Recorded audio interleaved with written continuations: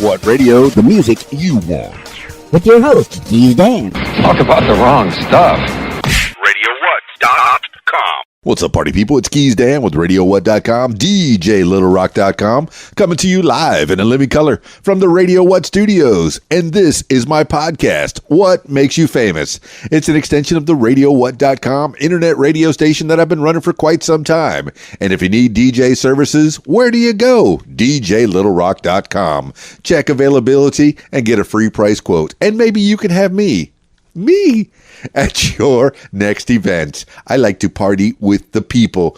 Today on the program, Stasia Miller and CT McGee of the Tough Love and Coffee podcast. So excited to talk to them. Saw them on the Instagram, started listening to their podcast, and I'm amazed. It's incredible. It's supposed to empower women. Why are men wanting to listen to this? So we can figure women out. Well, you got that to look forward to in your ears coming up real soon. Let's see. It's Saturday as I record this, and I don't have anything to do tonight. I think I have another podcast this afternoon. But next week's shows, let's see, the public shows I have. Well, it's Thanksgiving next week, so I have nothing on Thursday. And then Friday night, Black Friday, and my usual Friday gig. It's the Rab in Conway, Arkansas. That's the video dance party karaoke jam. Yes, I said karaoke. You're the stars of the show. This one is 21 and over. They have a full bar. The kitchen is open. They got burgers, wings, Jersey Girl pizza, and Friday nights, as usual, they have the pool tournament on the 10 diamond pool tables. If you want to get involved in the pool tournament, I encourage you to talk to Mark, talk to Debbie, and maybe you can make some money while you're hanging out at the Rab and singing and dancing with little old me.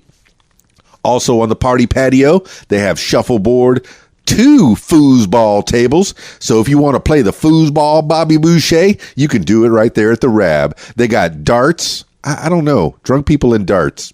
I guess they go together. They keep that out on the party patio. Pointy objects. Watch out.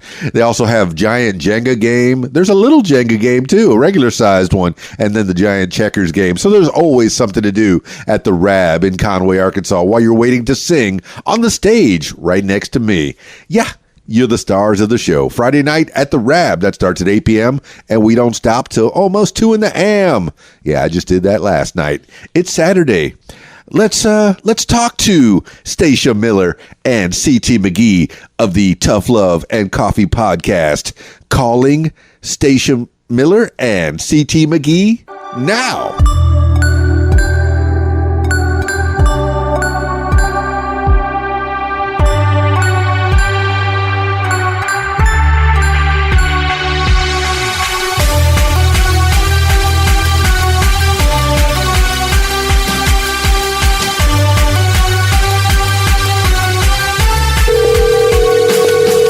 Good morning. Well, hello good there. afternoon. No, I think it is morning still. Okay.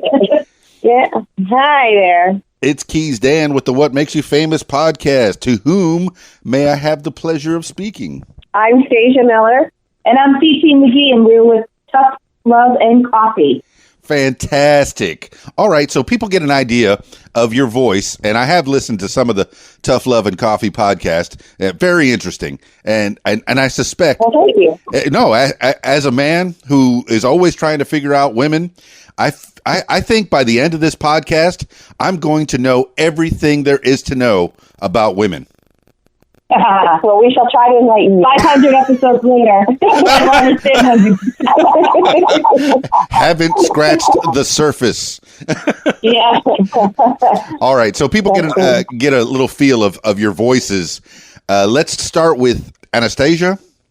Anastasia, that's correct. You can call me Stasia. Okay, Stasia, go ahead and start with a little bio of you, and people will get an idea of what you sound like. A little bio of me. Well, let's see. I am a 53-year-old mother, grandmother. I'm originally from upstate New York.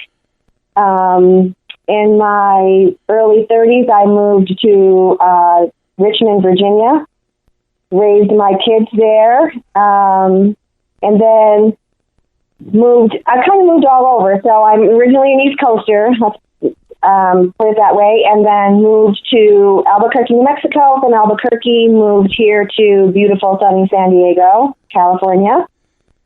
I have been here for exactly 5 years now, and met the beautiful, amazing CT online through social media. She's also a fitness guru like I am, so we bonded over that to begin with, and then over the, I don't know how many years now, CT, maybe four, that much. Okay, we'll say 2 to 3 years that we had been talking online. We finally met over the summer and decided to put together this, our Tough Love and Coffee podcast. Very good. So here we are now, enjoying sunshine and palm trees and beautiful weather all year round, and trying to help women through our podcast. Also, we share the same. We have some things in common, like I said, such as fitness, and so we talk about that a lot. And just trying to get through life in, as trying to age gracefully. We're in our our midlife now, so trying to help women along with aging and all the things that come with it, and all the issues that we encounter on a daily basis. Very cool, Stasia.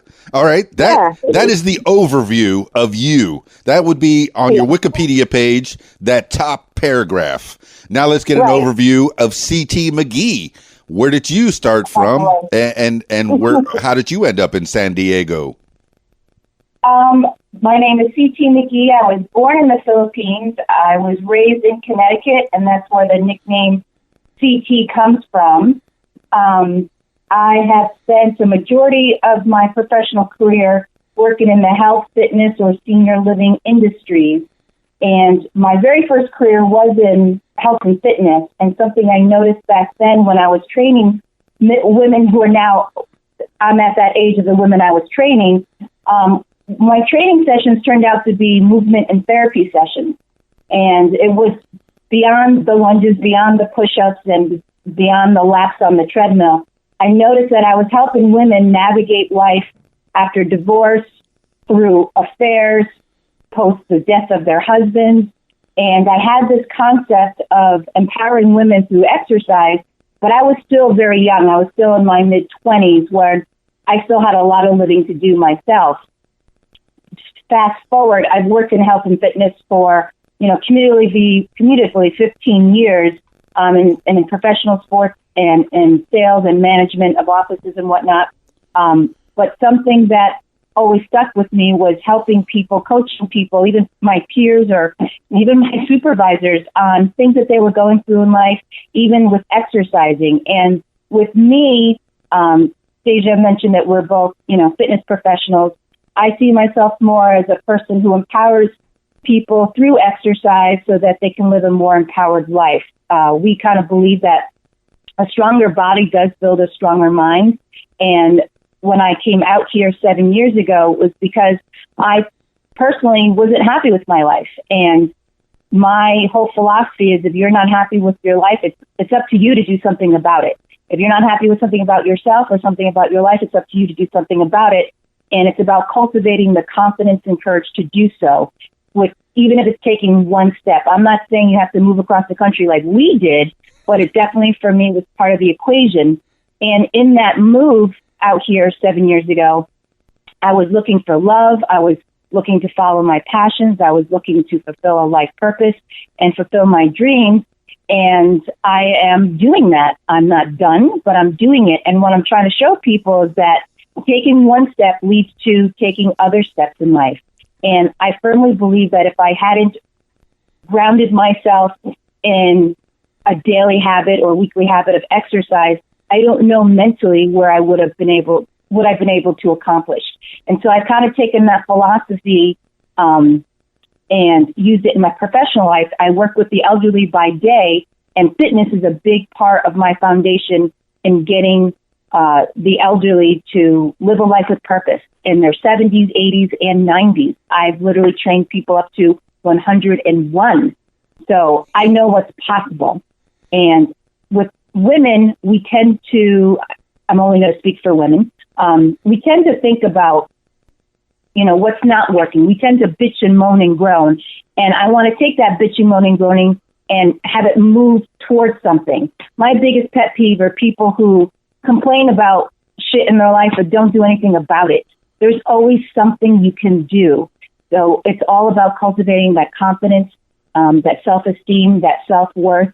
And upon meeting Stasia, I was running a pilot program called Bitch Squad Training, which was all about, it was kind of like my tough love through movement approach to empowering women, teaching them if they can move their bodies and get results, then it's possible in other areas of their life too. And that's how Stasia found me. When we met, turns out we both had personal experiences in trauma.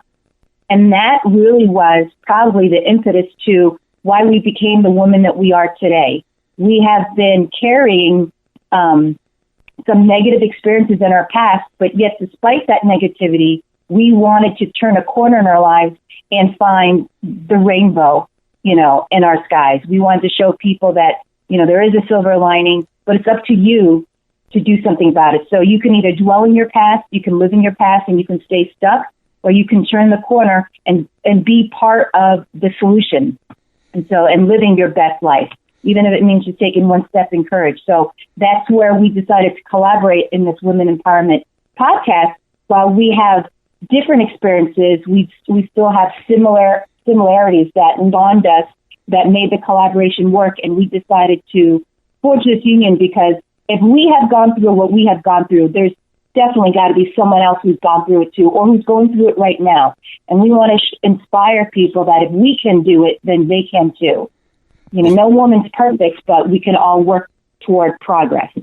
Well, CT McGee, you've touched upon it. Life is a journey. Once you get to the destination, sometimes it feels like, well, no, you got to keep going further. Life is a journey, and you have those experiences, and you can learn from those experiences. And because you've learned from those experiences, you can help others, and that's what you're doing with the Tough Love and Coffee podcast. Now, we have all right. I have a similar journey where I come from the East Coast as well. I'm from Miami and the Florida Keys, which is where Keys Dan comes from. So we have nicknames based on our former locations. And then at 40, I said, well, I need a change and moved to Conway, Arkansas, right in the middle of the country. Goodness. So, That's a change. I don't usually like to out, a woman's age. And I know before I was 50, I'm 50 now.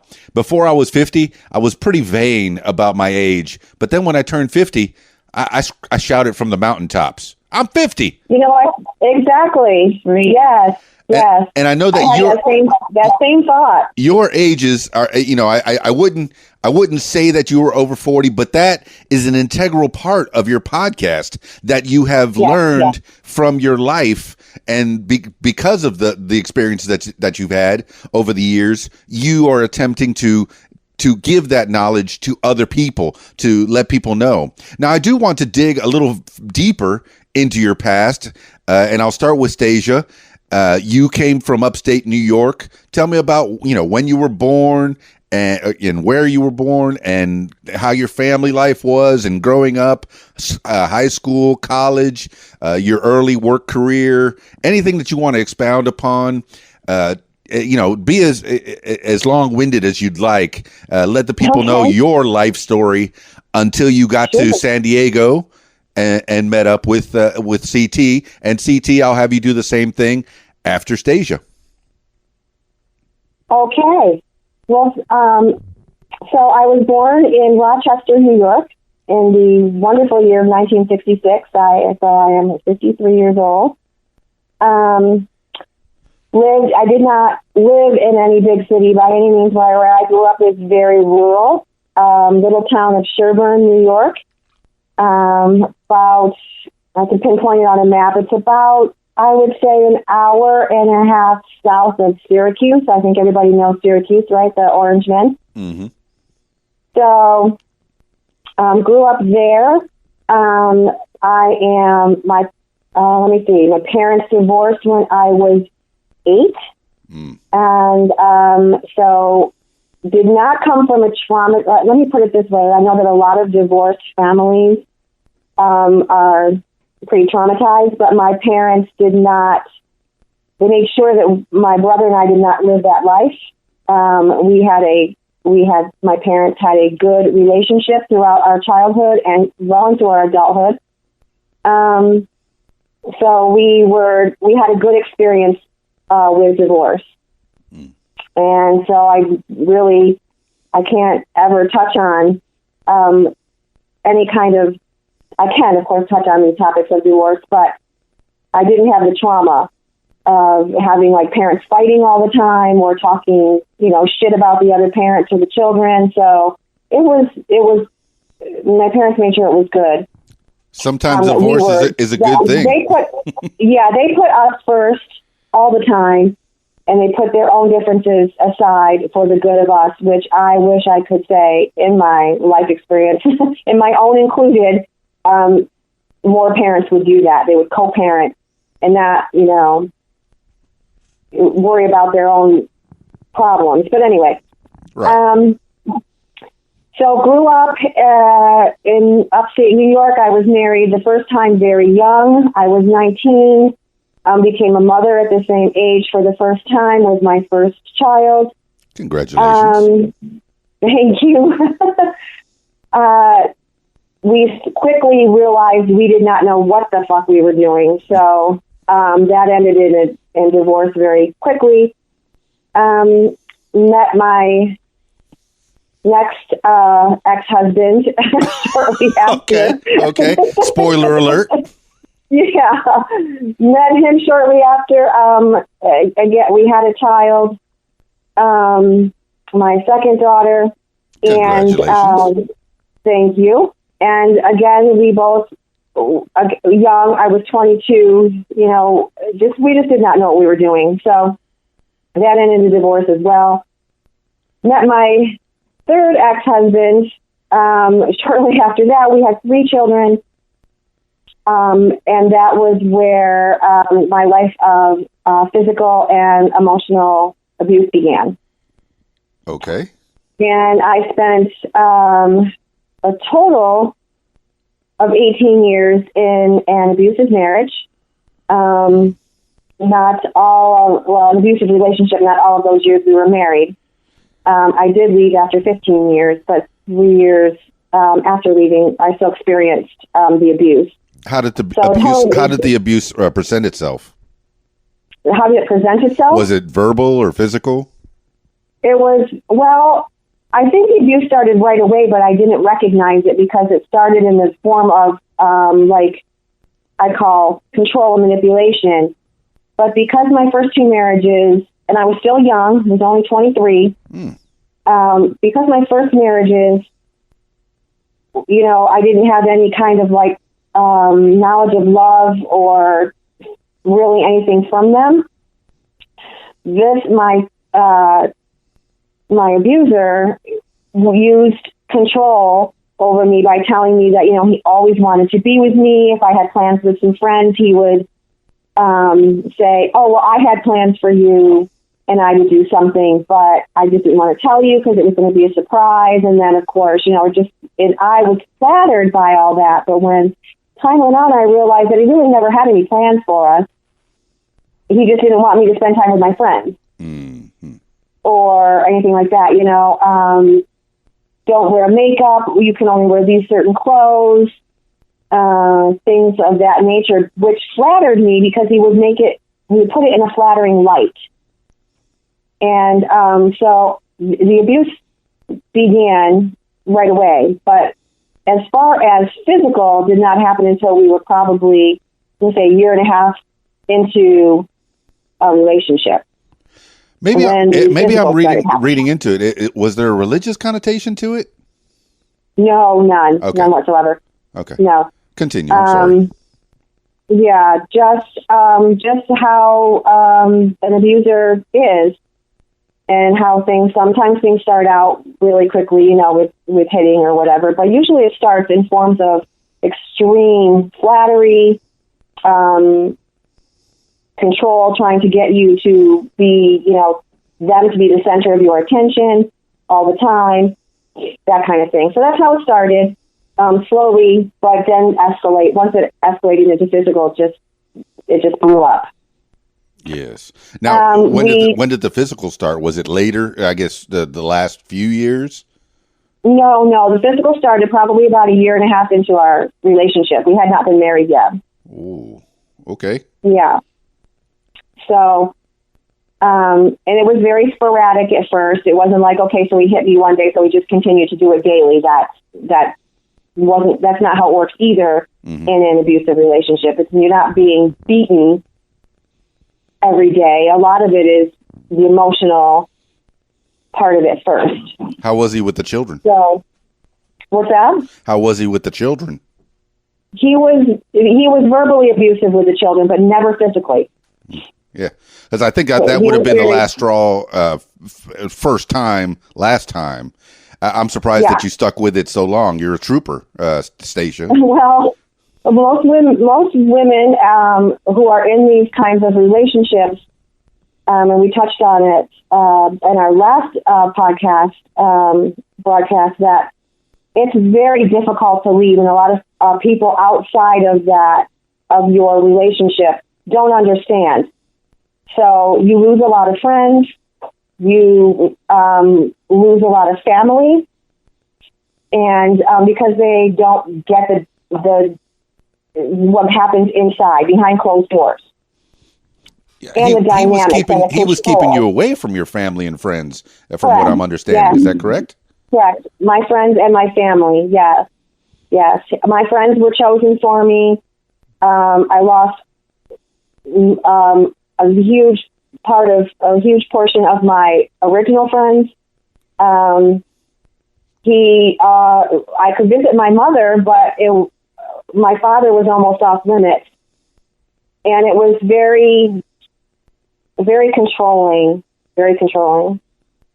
and so I highly encourage anyone who's listening to this podcast to go and listen to our episodes 3 and 4, where Cece talks about her childhood experiences in trauma, and I talk about my adult life as a married person in an abusive marriage, because we have carried that with us our entire lives. I still carry that with me today. It'll never go away. I've just learned how to deal with it. So I highly encourage your listeners to go and check out those 2 episodes, especially if they're dealing with any kind of childhood trauma or if they're any kind of domestic abuse relationship. We have some good tips, and we have an email that they can reach out to us if they need any kind of help or advice. Well, we also mentioned the domestic violence hotline number in the episode 4, I believe. Yes. So that hotline number is there 24/7, 365 days of the year. They don't take a break. Absolutely. Stasia, amazing story so far. I mean, now, was that the last straw when you finally got out of that relationship and you said, I got to get out of this state. I got to go all the way across country. Is that when you ended up going to San Diego? Well, my ex-husband and I, as a family, we all moved to Richmond, Virginia. Okay. Where I had an actual escape plan, and that was kind of my reason. My reason for moving there, my convincing him to move there, which very few people know about. My father lived in Virginia, and he was now at this stage aware of what was going on with mine and my ex, with my marriage, and so I convinced my husband to move down to Virginia.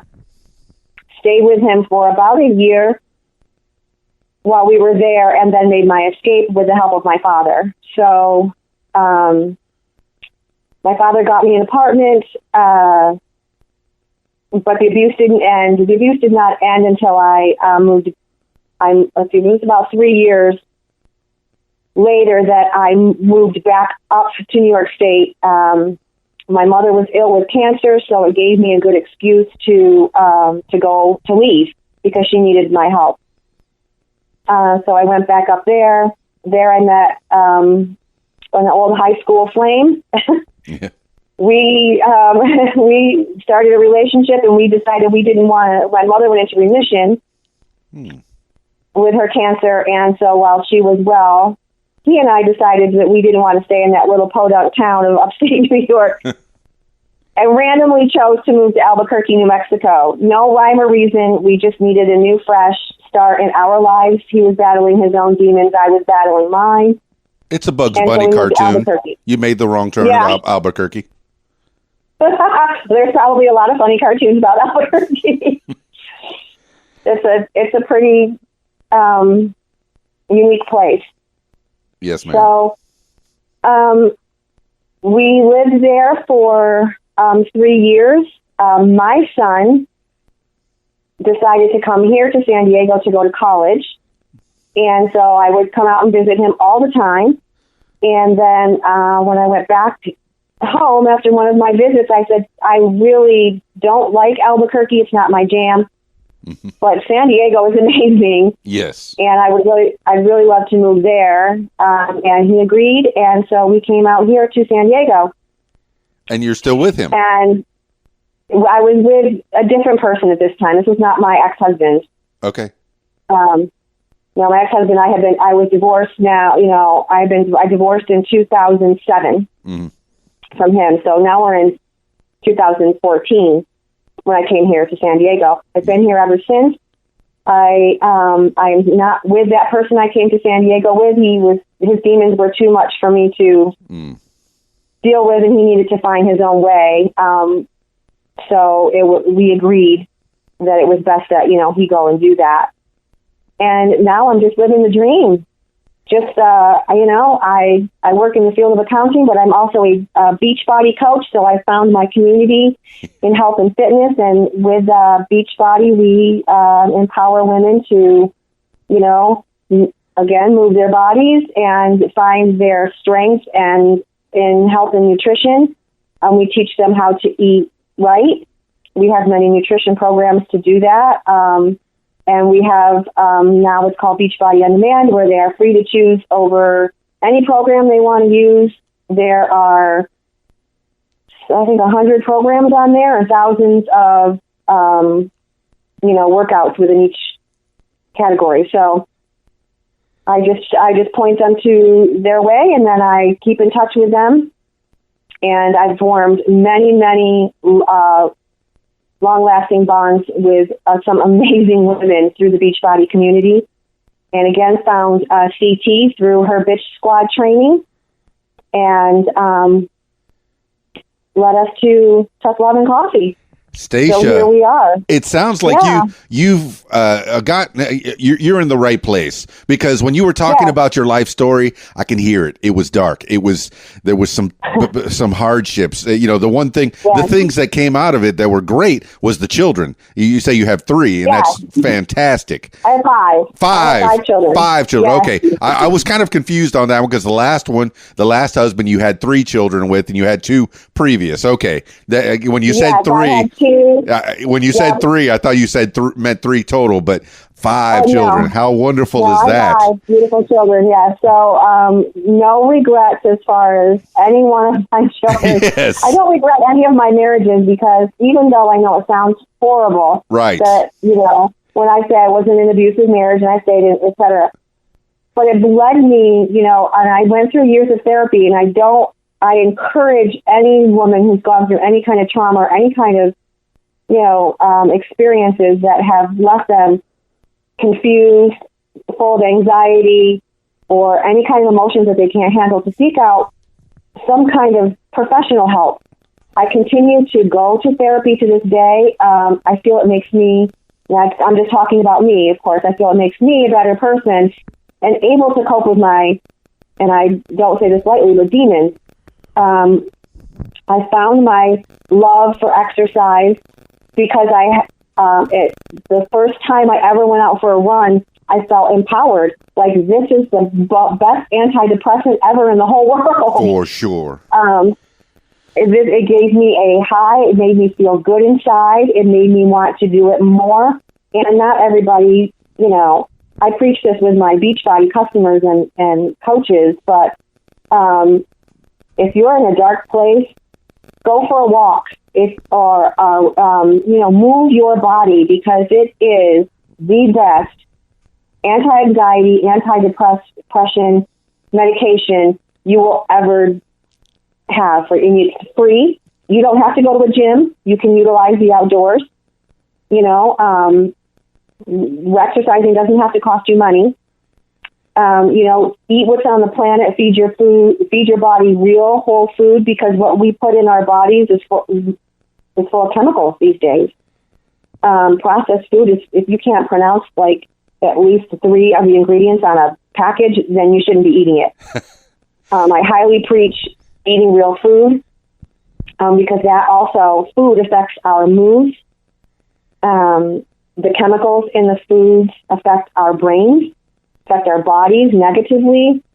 So I've learned my passion with teaching people these things, and I found it all through Beachbody. I also always say Beachbody saved my life as well.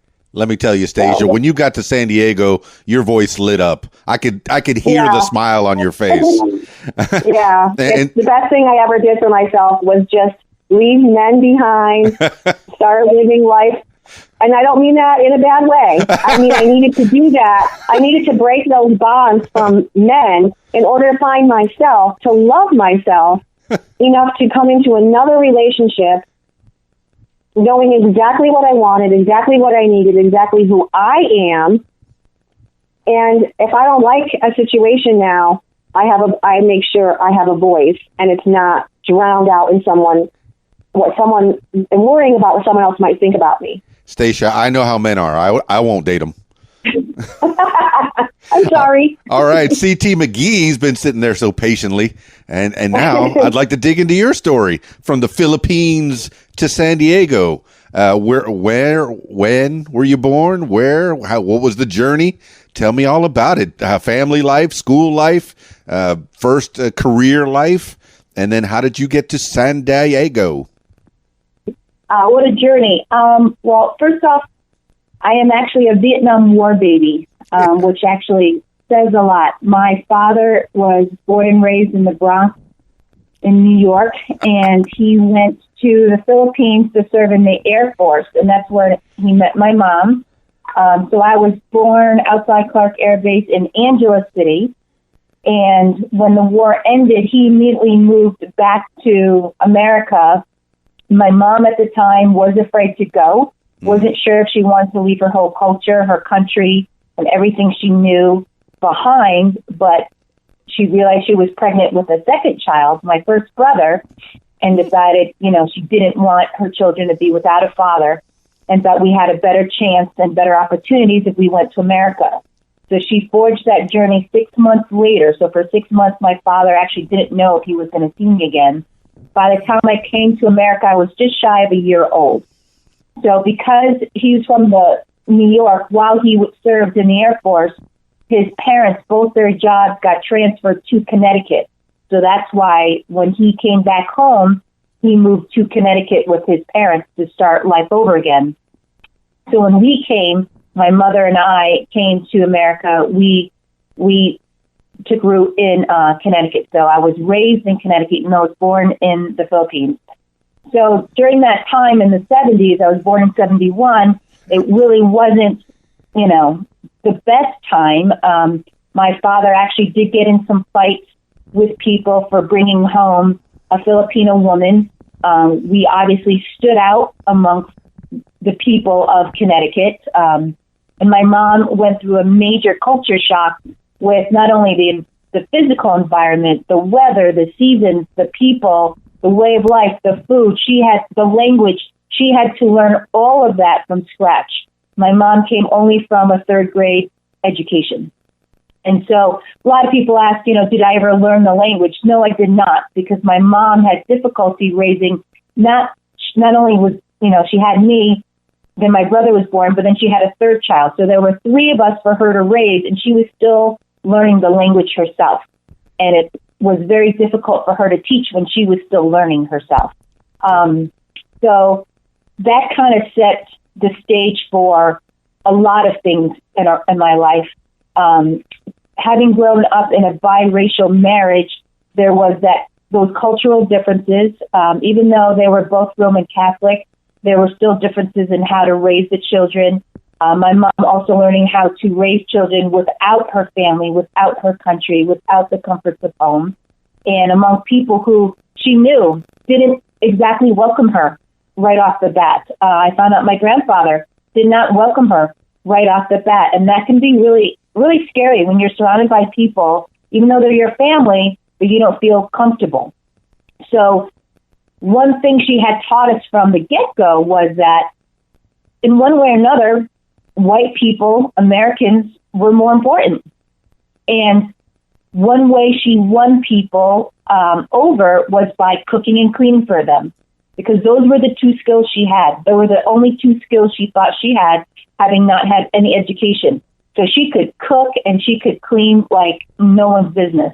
And she thought by constantly making food for people, because she was a great cook, that would win them over. And it did. It took time, but it did. And she taught us to, always be a good person, always be loving, be kind, and sweet, and understanding and compassionate. But the problem was she taught us to put everyone else first. She taught us that everyone else was more important, not ourselves. And that was the one area where she kind of went wrong. She also, looking back, she was going through a lot of anxiety and depression, having been away from her family. She did meet some Filipinos here, but still, it's just completely different. She wound up working in the factory along with my father as well to bring in some money, and people there were very unkind. She learned that people talk about you behind your back. She learned that people will make racist comments towards you. They will stereotype you. Again, so to win them over, she won them over by cooking for them. And that's unfortunately how she made friends.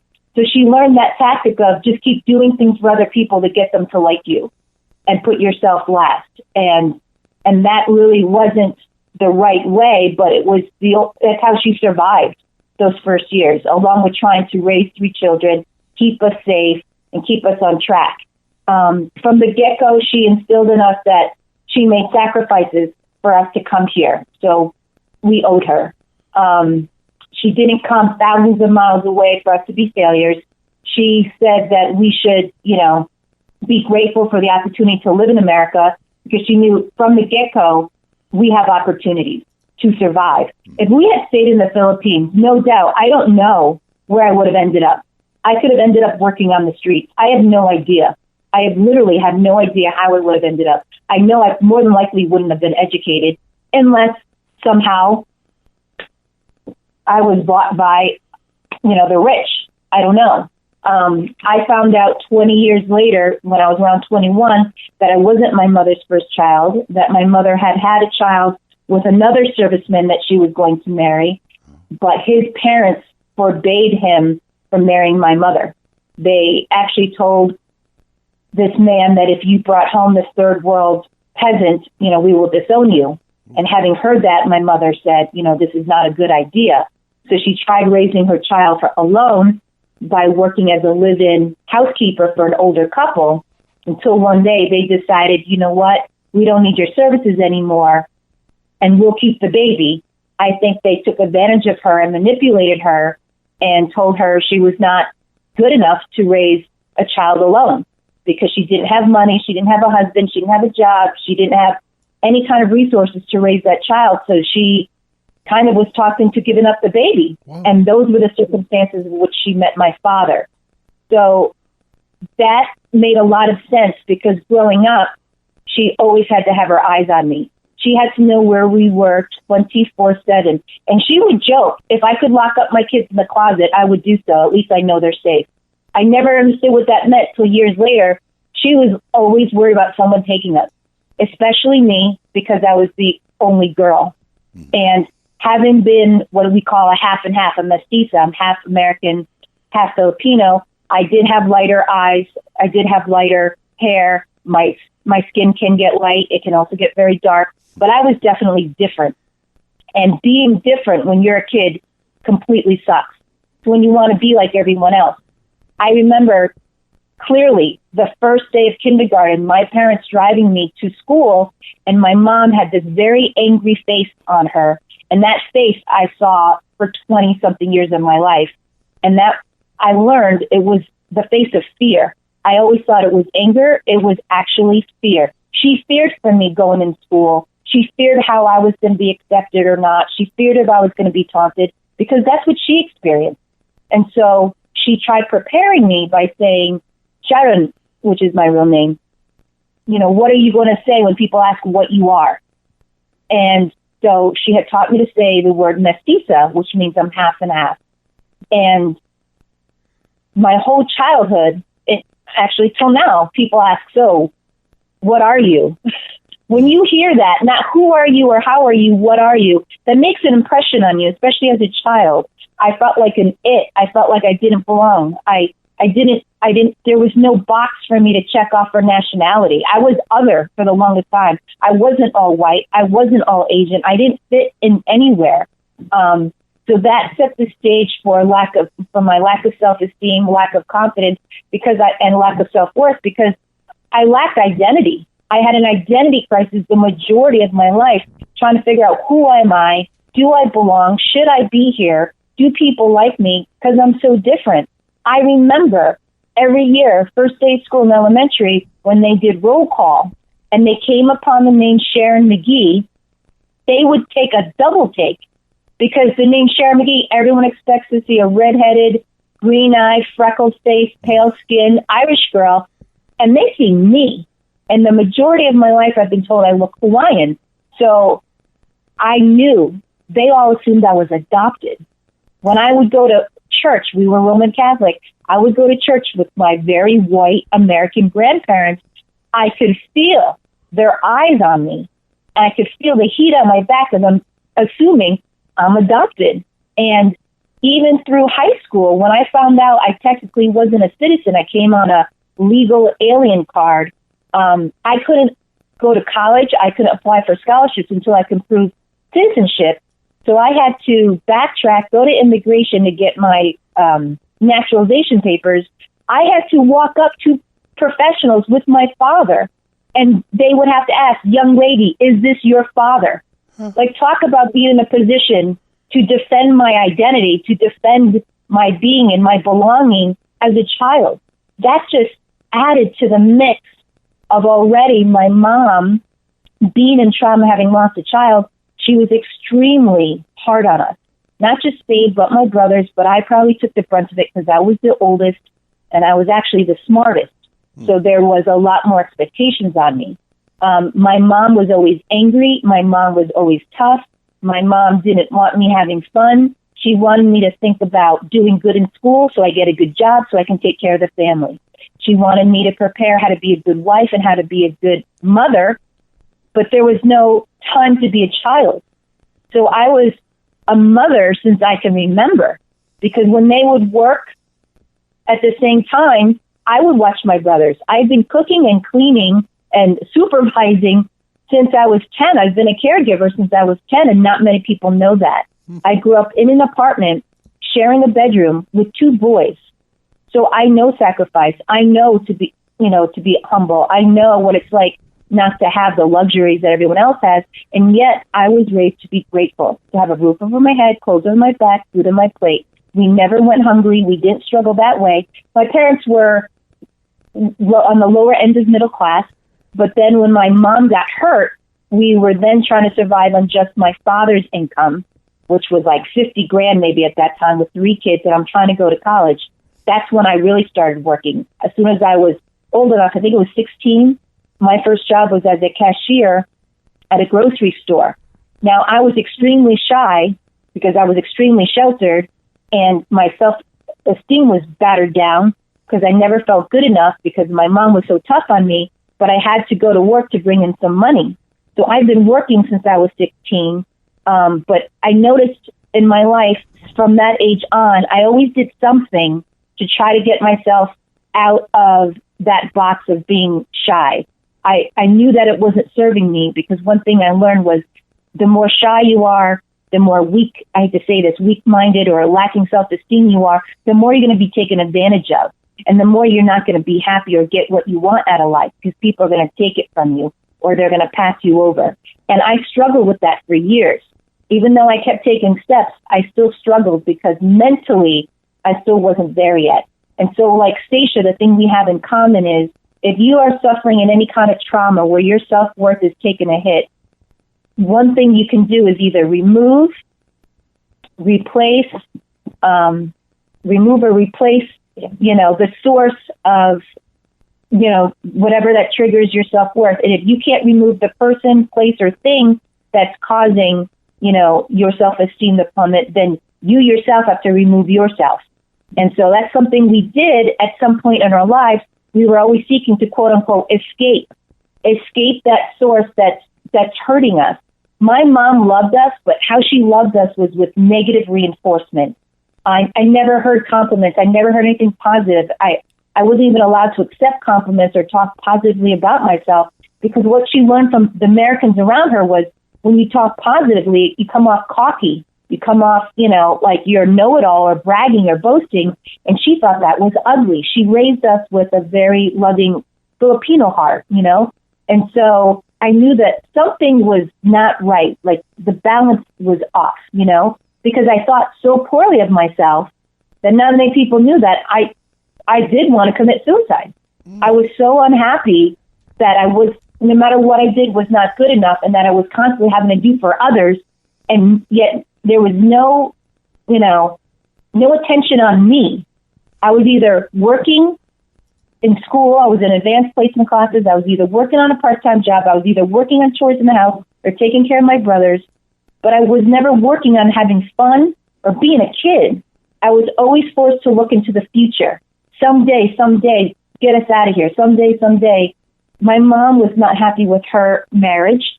I don't want to get into that, but that was also a big source of my stress and trauma.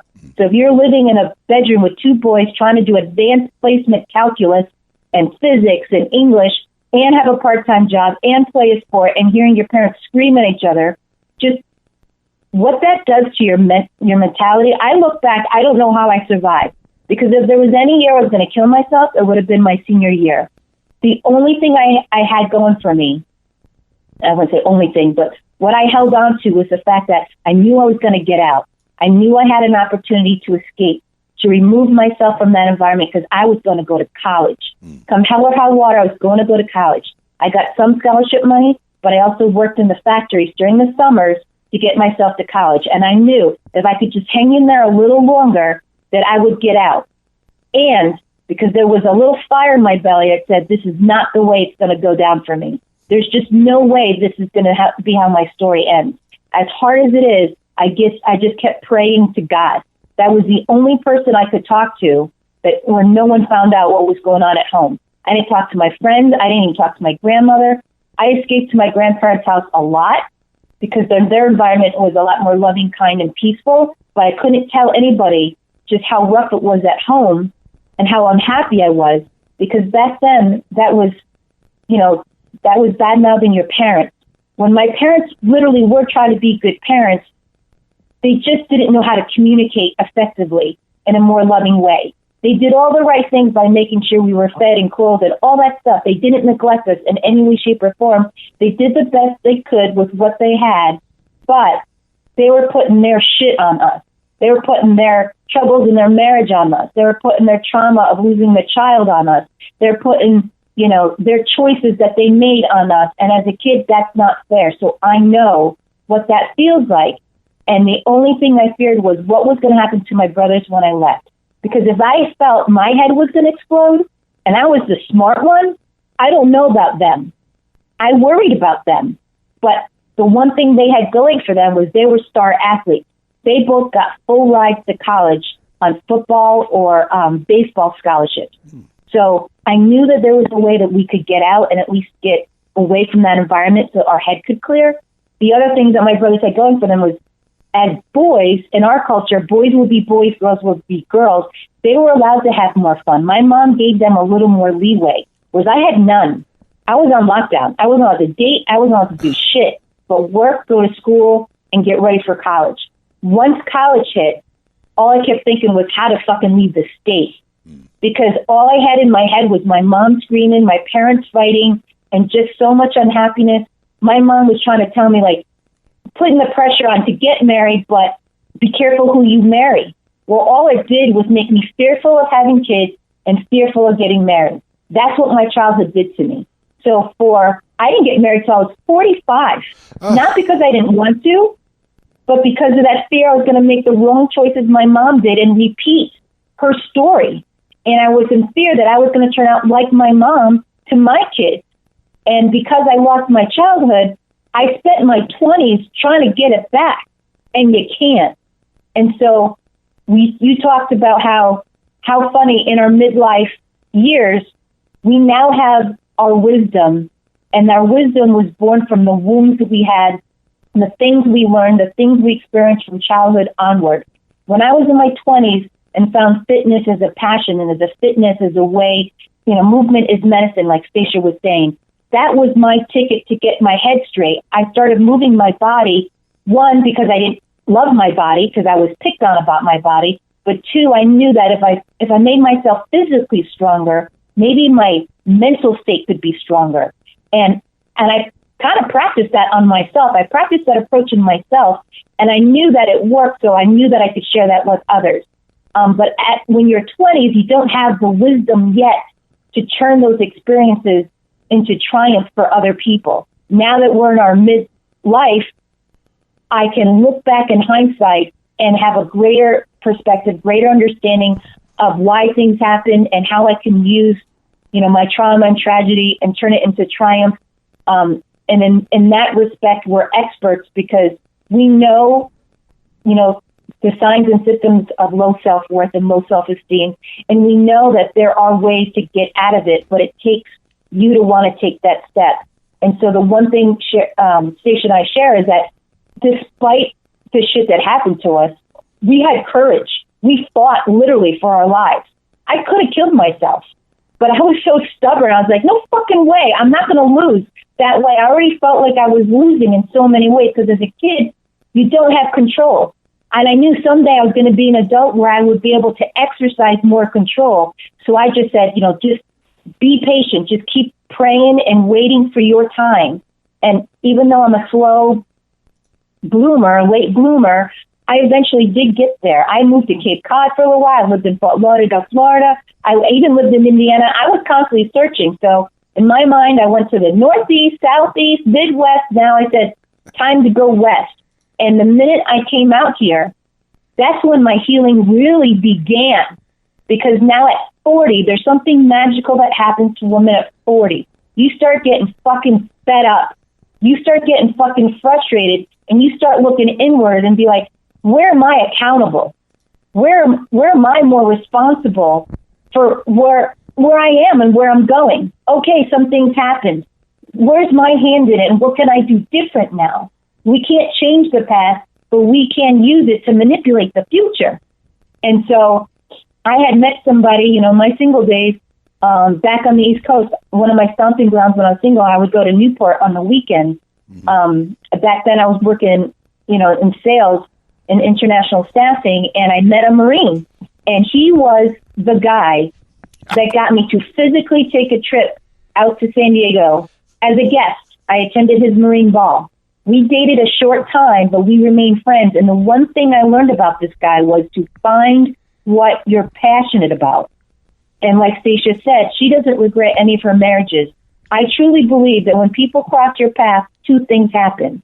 You teach them something, you learn something from them. There is an exchange. It might be a small exchange, it might be a brief exchange, or it might carry on for years. But you will teach and you will learn. It's up to you to open your eyes and open your ears to look for that lesson.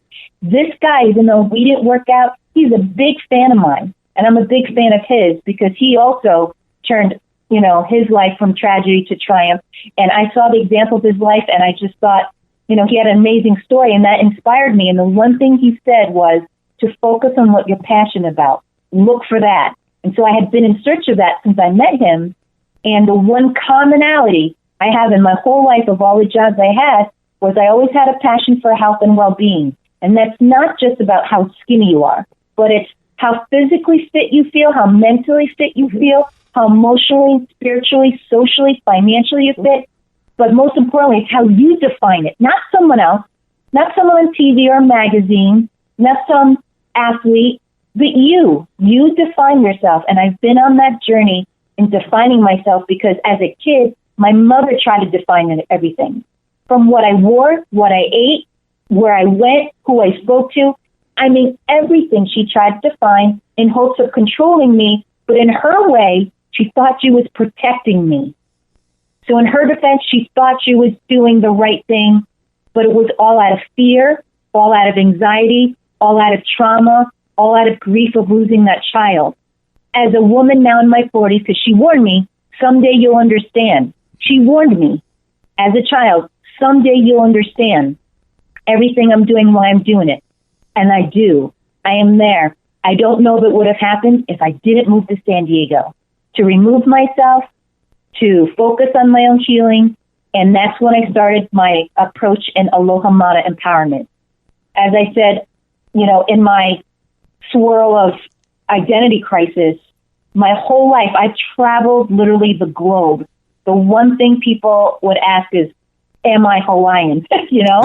And no one wanted to believe I was fucking Filipino. Not even the Filipinos wanted to believe I'm Filipino. The only people that know who can nail my nationality are the Marines. Every single time they know, no one else. So I had gotten to a point a few years ago on New Year's Day. I said to my husband, Matthew, who's now my husband, I said, from now on, if anyone fucking asks what I am, I'm just going to say Hawaiian. And he said, just like that, you're Hawaiian. I'm like, what the fuck? That's what everyone wants me to be. So I'm just not going to fight it anymore. I'm tired of defending who I am. Long story short, I got my DNA tested, and there it was. I am part fucking Hawaiian after all. So now I had already grasped the idea of Aloha Mana. I had known a few years ago that I wanted to create a movement. What that movement was going to be, I hadn't yet defined. When late one night on the couch, I just had this calling, and I started searching for words, and I remembered how people always thought I was Hawaiian, so I looked up Hawaiian words. And if you Google the word aloha, it means a hell of a lot more than hello and goodbye. Right. It was the white man that created that, not the Hawaiians. Aloha is kind of like our way. It's like our namaste. Namaste means the light in me recognizes the light in you.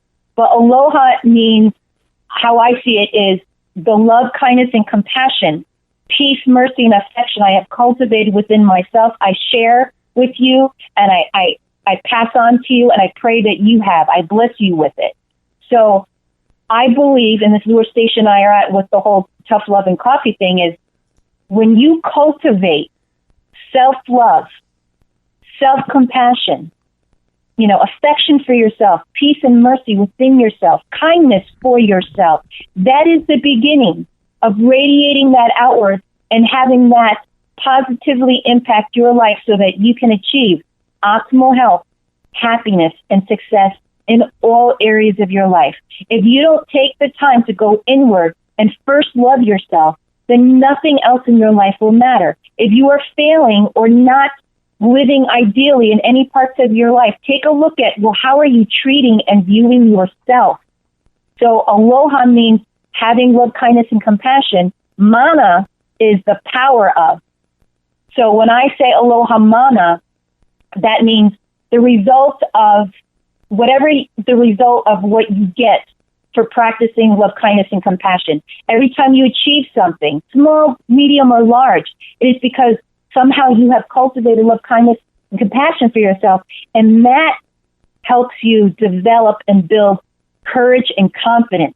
When you develop courage and confidence as a result of loving yourself, you take action, and the result of those actions will lead to health, happiness, and success, and boom, That is Aloha Mana, the power of loving yourself. And that is how I empower people. So whether it's through working with the elderly, whether it's through one-on-one coaching people, helping them find their life purpose, whether it is coaching them through Bitch Squad. Bitch Squad is just my snarky way and funny way of helping women of all fitness levels be bold in life by inspiring and teaching confidence through health. It all boils down to having the confidence and courage to go after all you want in life, but you're not going to if you don't love yourself.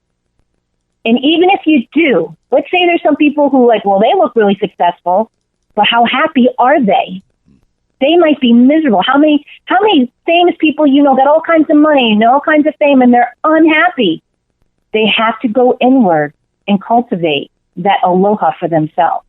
And so this is the journey where we're at, and this is where our paths have crossed. We might have different techniques or different approaches, but it all comes down to the same thing. Love yourself in order to love your life. And this is the journey that we are on, and so we are sharing with others. And like what Stasia says, every day we fight the good fight. And I say this politely and with compassion, just like a drug addict or an alcoholic, a sober alcoholic, even though they're not using, it doesn't mean they're not fighting every day not to use. They are in recovery in one way or another. Stasia and I are in recovery every day from our trauma, because you might not see it, but it's inward. Drug addicts and alcoholics, you can see if they're struggling, if you see them physically using the drug or physically using, alcohol. With us, we're using in our heads. It's our negative thoughts. And there's nothing harder than taking your negative thoughts and transforming them into more positive thoughts. Positive thoughts is what leads to positive actions. Positive action is what leads to a positive life. So it all begins with your thoughts. But if you don't cultivate love, kindness, and compassion for yourself, you're not going to have those positive thoughts. So this is the path that we're on. Did you get all that? C.T. McGee, everybody. Bang your hands together. Oh, man. I love it. Coffee kicked in. That's what happened. No, the passion. And I'm on 4 espressos myself, so a quadruple right now. So, but yes, I can tell you learned a lot from your mom, be it what not to do, what to do. Don't belittle yourself to please other people. But I have to know, what happened to your older brother? Do you know? I don't. And so, when Oprah was on TV and some other talk show hosts where they did a lot of reunions, I look back and I remember my mom would be on the couch and her eyes would be glued to that television. All that time she kept it secret. All that time she was trying to figure out how to reunite with her son. We don't know what happened to him. We don't even know where to begin to find him, how to look for them. When she met my father, he helped her retrace her steps back to that village where she was, and the people disappeared. Oh. They could have changed his name. I have no idea. I know that he's very light hair, probably lighter than mine now. I bet you he was a blonde, blue-eyed guy, and I don't know. I forgot what his first name was. It was a very Filipino first name, but we really don't know. And so I know now with my mom, if you watch her, she gravitates toward babies. Like, after that age, that's when things starts falling apart. She starts getting tough on you. But as babies, it always makes, there are a lot of women who love babies, but my mom is infatuated with babies. And one thing I learned from other people I know who lost a child, whether as an adult or child, they navigate toward the age of the child that they lost. I know someone who lost a son in a car accident when he's 35. This sounds weird, forgive me, but she navigates when she meets men. When she's an 80-year-old woman, when she meets men of that age, she's just more infatuated with talking to men of that age because that was the last time she saw her son. Right. So I noticed that about my mom. So we don't know what happened to him, unfortunately. So she's a very loving, very present grandmother, and that was another turning point for her. Is she has softened up so much since I left. Since our 20s, when she saw that we could actually fucking move away, when she she saw she could lose family. She would always say, no matter what, her kids were her only family because we were blood. When she saw we could fucking move away, that's when she started easing up. And it took time. It took a lot of time. She saw me get very unhealthy. She saw me struggling. She still doesn't know the extent of it. She will now. But especially, she saw how unhappy I was, and that she even was one of those people where I understand if you want to move to California. She tried years ago not to want me to go because she didn't want me to go away, but she even knew that she couldn't hold me back from happiness, and she knew that being on the East Coast wasn't making her happy, and if I needed to move, she wanted me to do that because she'd done that, you know. She wanted me to find love and happiness like she was trying to, and but she lost that fire in her belly as a result, and then since becoming a grandmother, she has softened a lot. And in action, the last couple of years, she's actually verbalized in one way or another, like she acknowledges how tough she was on me, and she's sorry for it in so many words. So I don't even have to say anything because I know she's already beating herself up about it. And my brothers have said stuff to her as well. But I was just always that kid where I didn't speak up. I didn't talk back. I didn't complain. I didn't cry. I didn't bitch, moan, and groan. I didn't have a temper tantrum. I saved it all for now. Now it's all coming out. Now I finally have found my voice. And that's something we want to teach other women is to find your voice and to channel it in as positive way as possible. I think you found your voice, CT McGee, yeah, and Stasia Miller for that matter. It's got a few different accents going too. Oh, my fantastic! New York voice has come out a lot more. Oh, for sure. For sure. There's no California there. You still got a lot of East Coast left in you. Dad from Da Bronx. So, all right, it's Stasia. You have the 5 kids. And I'm guessing that CT doesn't have any children of her own right now? No, I'm married at 45 to a man who had 2 sons. At that time, they were 17 and 9. Now they're 24 and 16. Hey. So I have 2 stepsons and 2 dogs. Yay! All boys. And by the way, congratulations on marrying Captain America. Appreciate that. Thank you. And they're total Californians. They're native San Diegans. They're very West Coast. So upon meeting me, they were like, "What the fuck is this?" So that's how I got the name Connecticut. When Matt and I were first dating, he introduced me to the boys as Connecticut because boys like nicknames, and that's kind of like how I was reborn. I was reborn with the nickname Connecticut. I've been to San Diego. There's a big Filipino culture there. Come on. Yeah, they don't still see me as Filipino. Okay. I'm tall and light and light-haired and light-eyed. They don't see it. Trust me. I've been through this. I've been through this for 8 years. I've been there. I've given up the fight. But so that's how I got the nickname, and it stuck, and it's part of my transformation.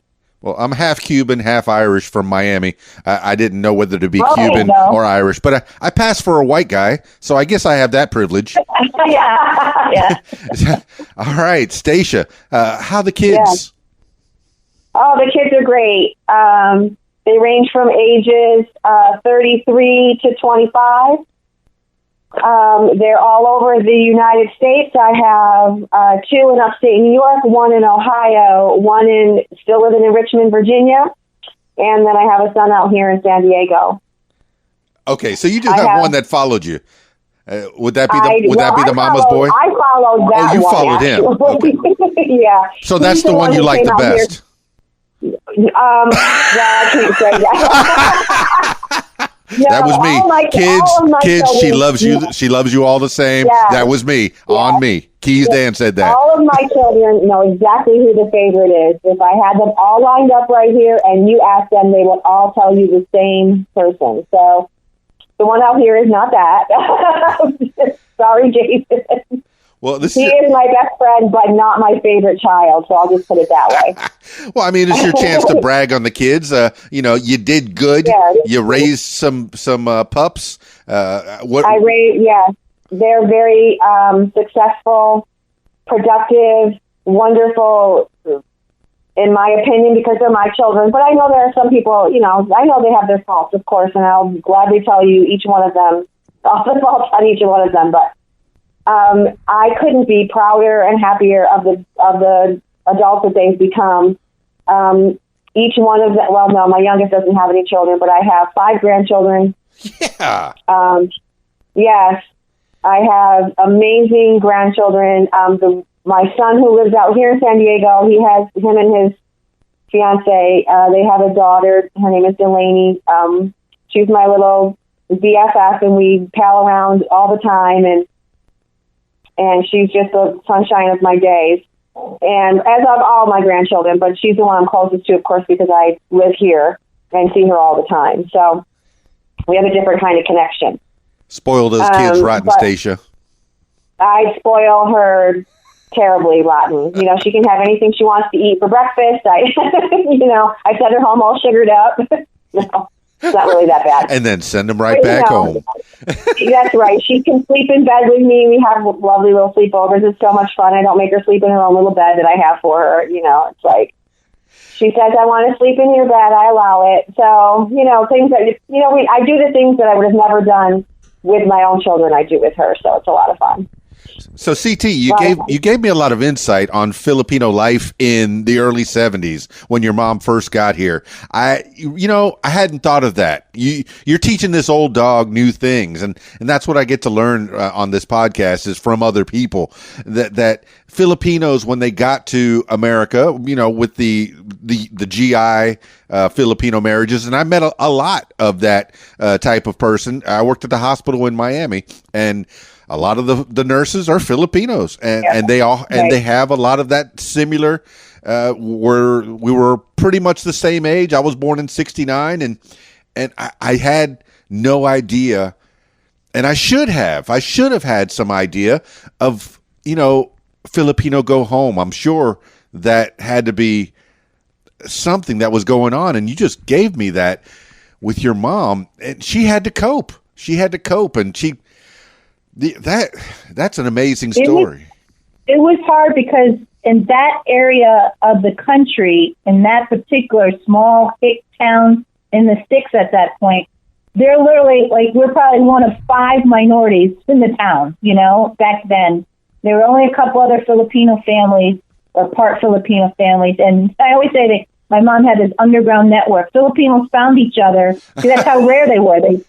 Word would get out, hey, I know another one, and once in a while they would get together and they would eat the food of their culture. But my mom learned how to cook American food like no one's business. She can cook lasagna and stuffed shells and prime rib and roast beef and steak, and she learned how to adapt and overcome their challenges and to integrate.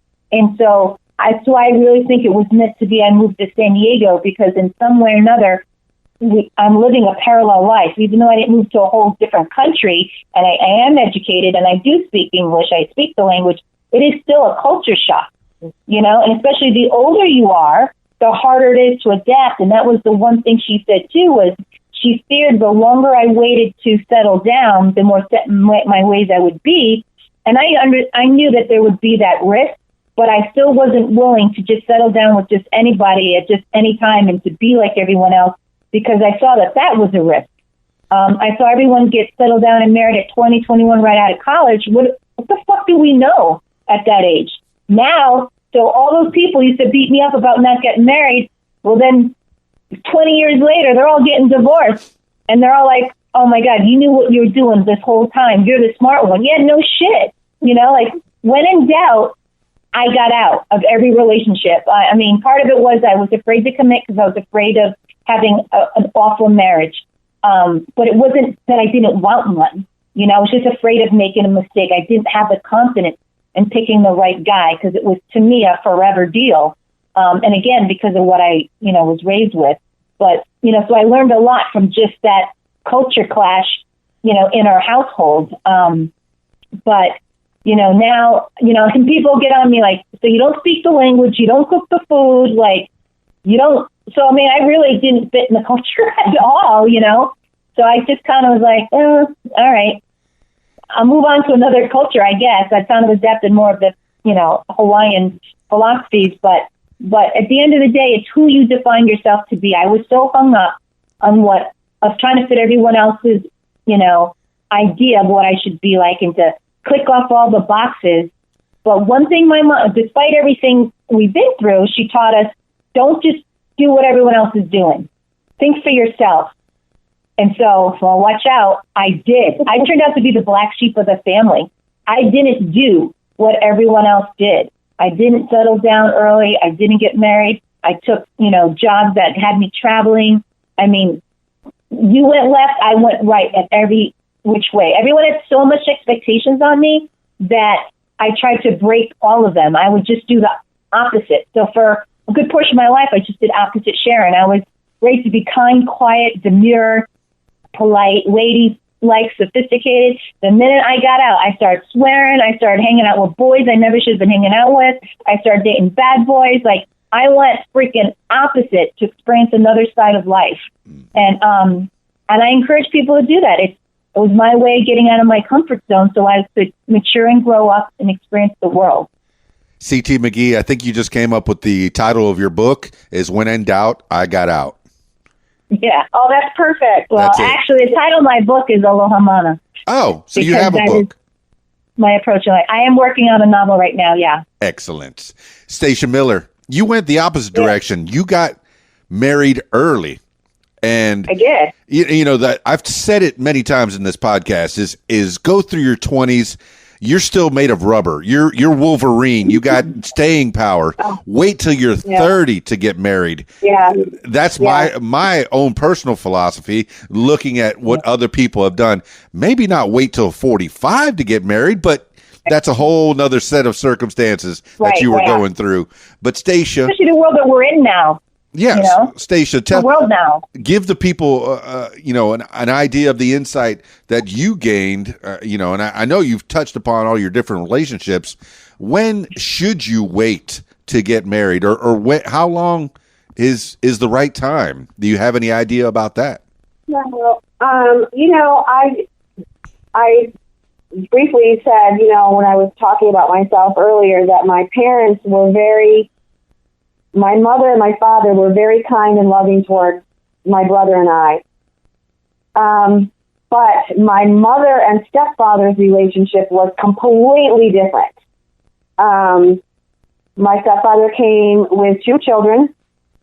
So I have 2 stepsisters. And, how was that relationship? And that was not good.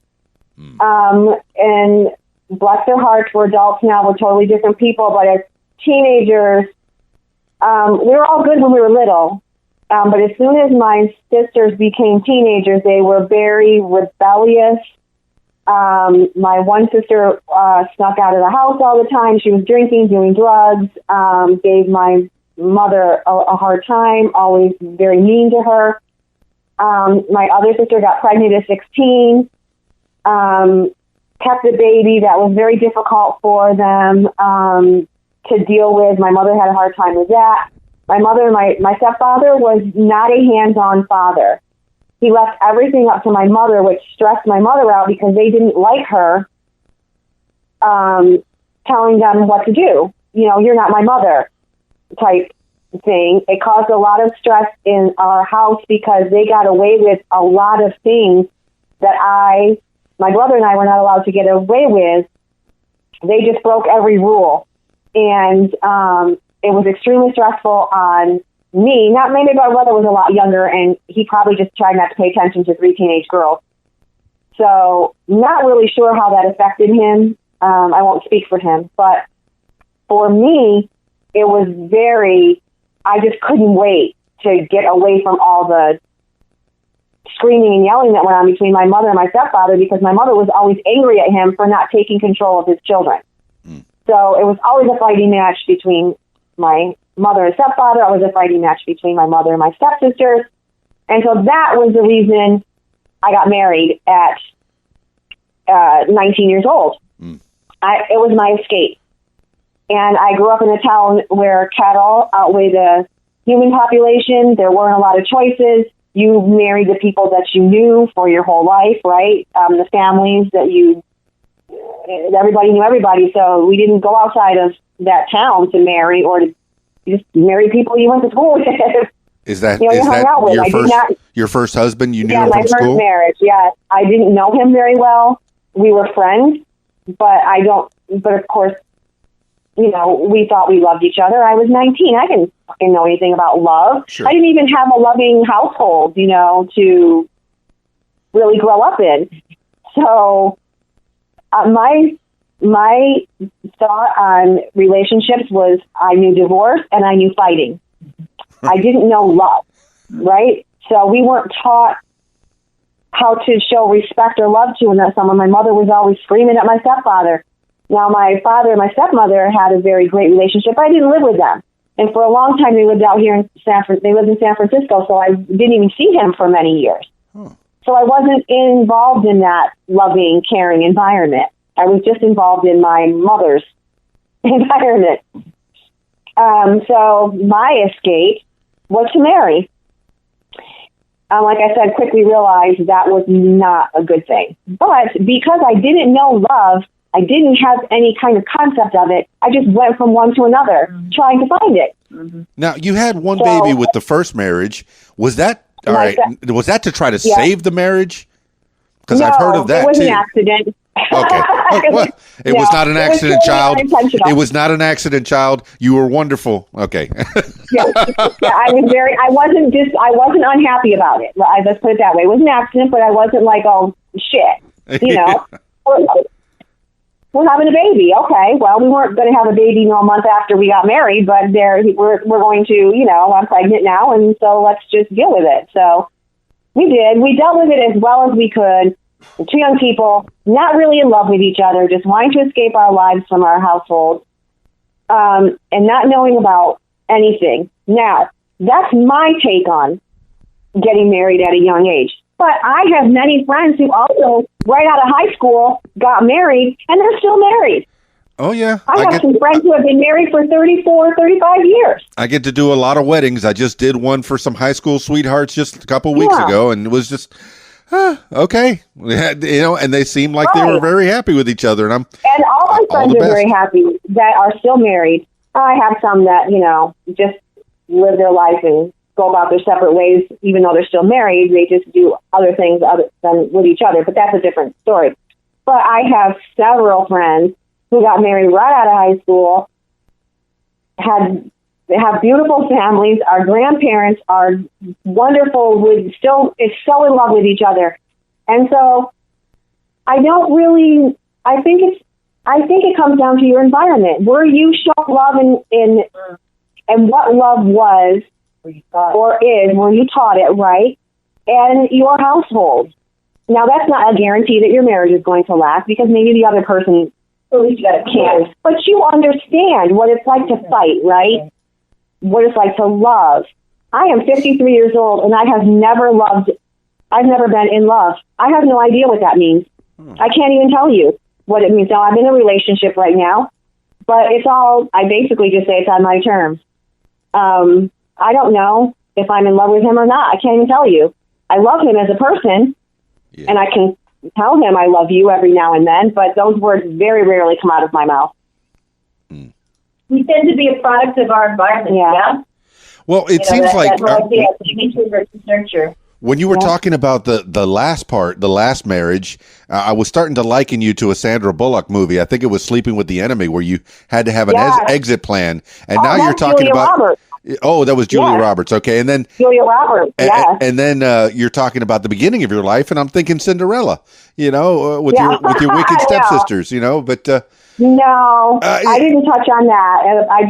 I wanted to show that my parents never gave us they never said your father this or your mother that. Gotcha. Your father can't do this or your mother can't do. They always came together and co-parented my brother and I in a way that they were still a couple, right? Decisions were made, conversations were had, decisions were made. Nothing was ever done with fighting or or stabbing the other parent in the back. My mother, she passed away 7 years ago, but up until the day she died, respected my father, and vice versa. Yeah. They had that respect as a parent. It's all that matters. Are Stasia and Jeff going to be loved by both of us, or are they going to be tortured by both of us? And they chose the right path. And what happened when my marriage broke down, because it was an abusive marriage, I hated my ex and was so much and was just wanted the worst thing for him ever, that I couldn't co-parent with him because he still controlled my life 3 years when I got out of the marriage. So he was huge on telling my children horrible things about me. Because he wanted them to not love me. He wanted them to love him. So therefore, that was his control over them once we divorced. So there was no co-parenting. It was just me struggling to make sure that my children knew every day how much I loved them, how much, their father was a liar. And that's a bad thing of me, but I instilled in them almost daily that your father is a liar. He's an evil, horrible human being, and he's trying to control you and manipulate you like he did me. And that was wrong of me. I never should have done that. Right. Now they have a relationship with their father, and they understand, because as adults, he tried to control them, and they figured it out. Okay. And so now they're like, they have a relationship with him, but it's very, it's not it's not a pleasant one. It's just a relationship. It's just, hey, how you doing? Good, you're alive. Okay, bye. Okay. So two very different relationships with your parents raising your brothers. I mean, your siblings and you, and then you trying to do the same thing, but it just did not work out that way. It couldn't. It just could not. It was impossible because he was continuously always telling them how much I didn't. I worked 2 jobs after we divorced. I worked my full-time job, and then I worked a part-time job in a restaurant. And he would tell them that I didn't love them because I wasn't home. Even though I was working, I wasn't out on the town. I wasn't out dating other men. I wasn't just deciding not to be home with my 2 young children at the time. It was just the 2 of them.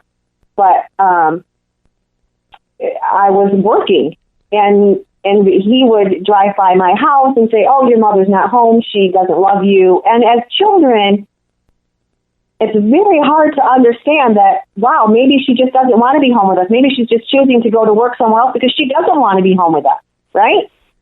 They believed that for years. Stasia Miller, they literally literally disliked me for years. You're making me think of my mama. Okay, now... because she was married at 19 and divorced very quickly. Had me before that, but she's on husband number 4, and she worked real hard. And I didn't get to see her growing up, and I didn't know. I didn't have that insight until I had my brother on the podcast maybe a month ago, and a couple of weeks ago, my mom said, "Hey, can I be on the podcast?"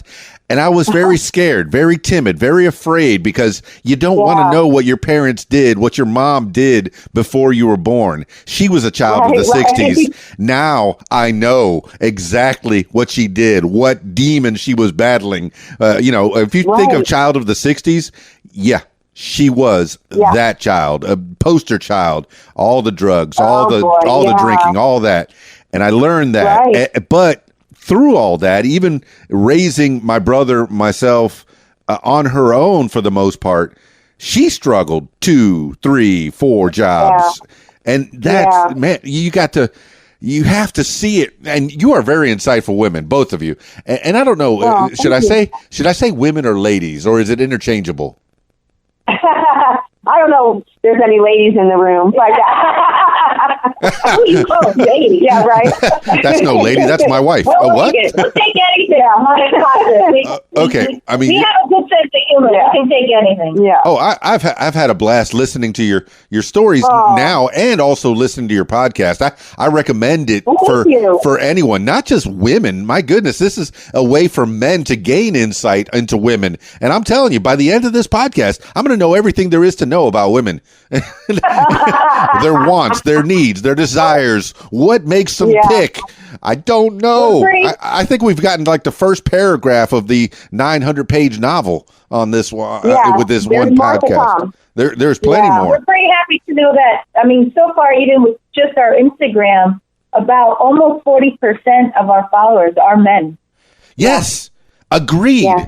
I could see that. Of course. I mean, not okay. Some of them, because you're pretty girls. Okay, you're very beautiful women, no doubt about it. That's gonna hook them. But then your personality is gonna bring them right in. Come on in, fellas. The water's fine. Well, we've had some of the offline feedback we get is that, like you said, like they were thankful for the insight. Because if you're a man, more likely you have some kind of relationship with a woman, whether it's your daughter, your mother, your sister, a coworker, an aunt, a wife, an ex-wife. So having in kind of insight, knowledge is power.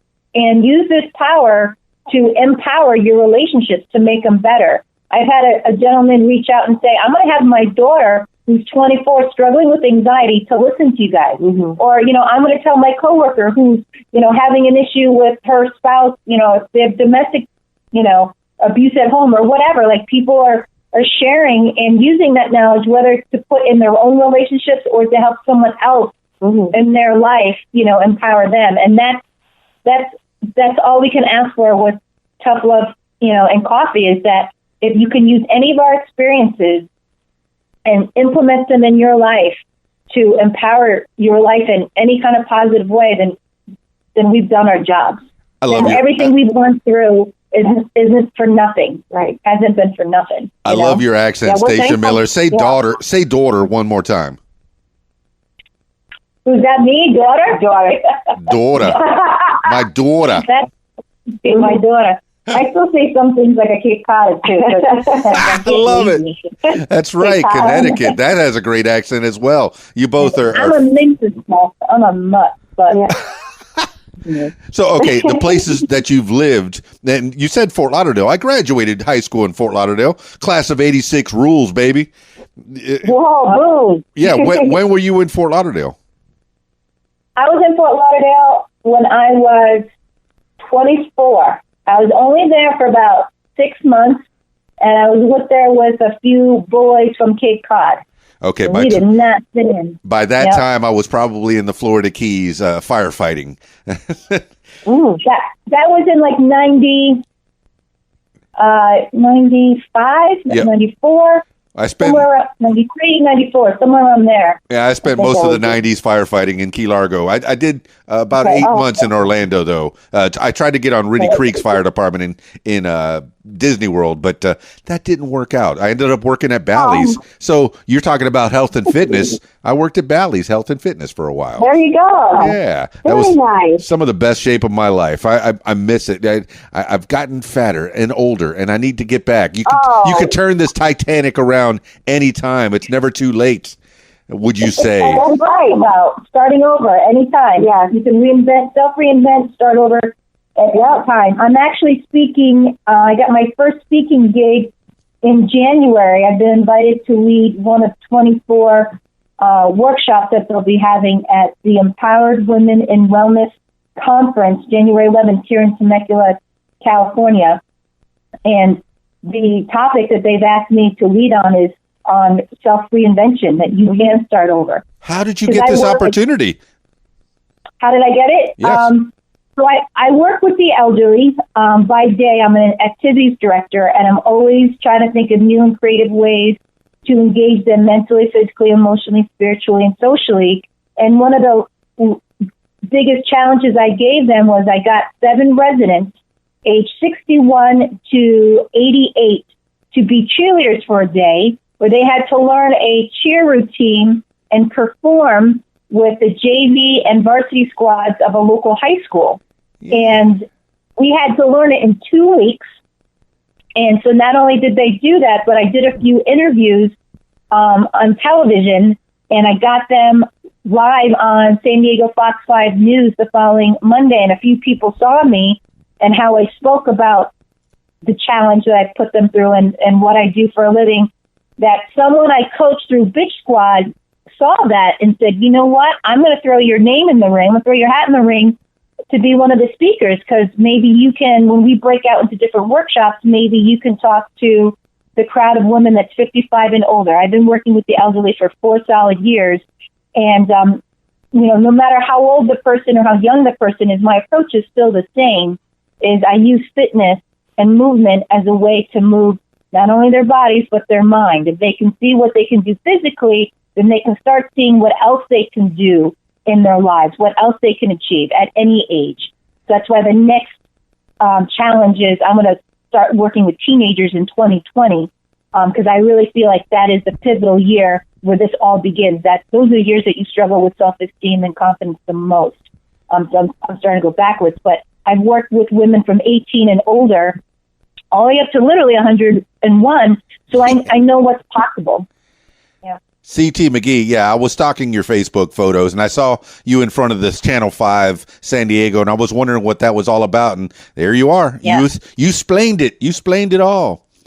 So the reason why we did it was at our company, we launched this 100 Days of Gratitude, and I wanted to think of a creative way to show gratitude to all the volunteers that came through this high school, as well as to inspire other kids to come to our school, from the school to come to our community. I wanted to show the faces of assisted living today. A lot of people think that if you're in assisted living, that you're some cranky old lady in your robe, slippers, in a wheelchair, drooling or snoring in the corner or whatnot. And I wanted to show the faces of assisted living that it has nothing to do with your age. It has more to do with your ability. It has to do with your cognitive and physical ability, your ability to take care of yourself at home. A lot of older people are living out of boxes or whatever they can heat in a microwave. If they can't drive and shop for nutritious foods, they're limited to what they can eat. Just to give you a snapshot of senior living, and the newest research shows that our life expectancy has been pushed up to 120. Get it. So senior living, we're living longer, but not necessarily better. So for those people who are still alive and kicking but can't take care of themselves, those are the people that go in assisted living for whatever reason. Either they have vision or hearing impairment, memory impairment, maybe they're post-surgery, they just don't move as well and they need assistance. So there's all kind of reason why people are in assisted living. And I wanted to show kids as well as adults in the stands that, hey, even though we live in assisted living, we still can do something. We can still be productive members of society, even if it's only in the form of inspiring you. That if we can still move, then you can move. And that I also wanted to show them that age is just a number. You're never too old to set a new goal, dream another dream, or to try something new and different.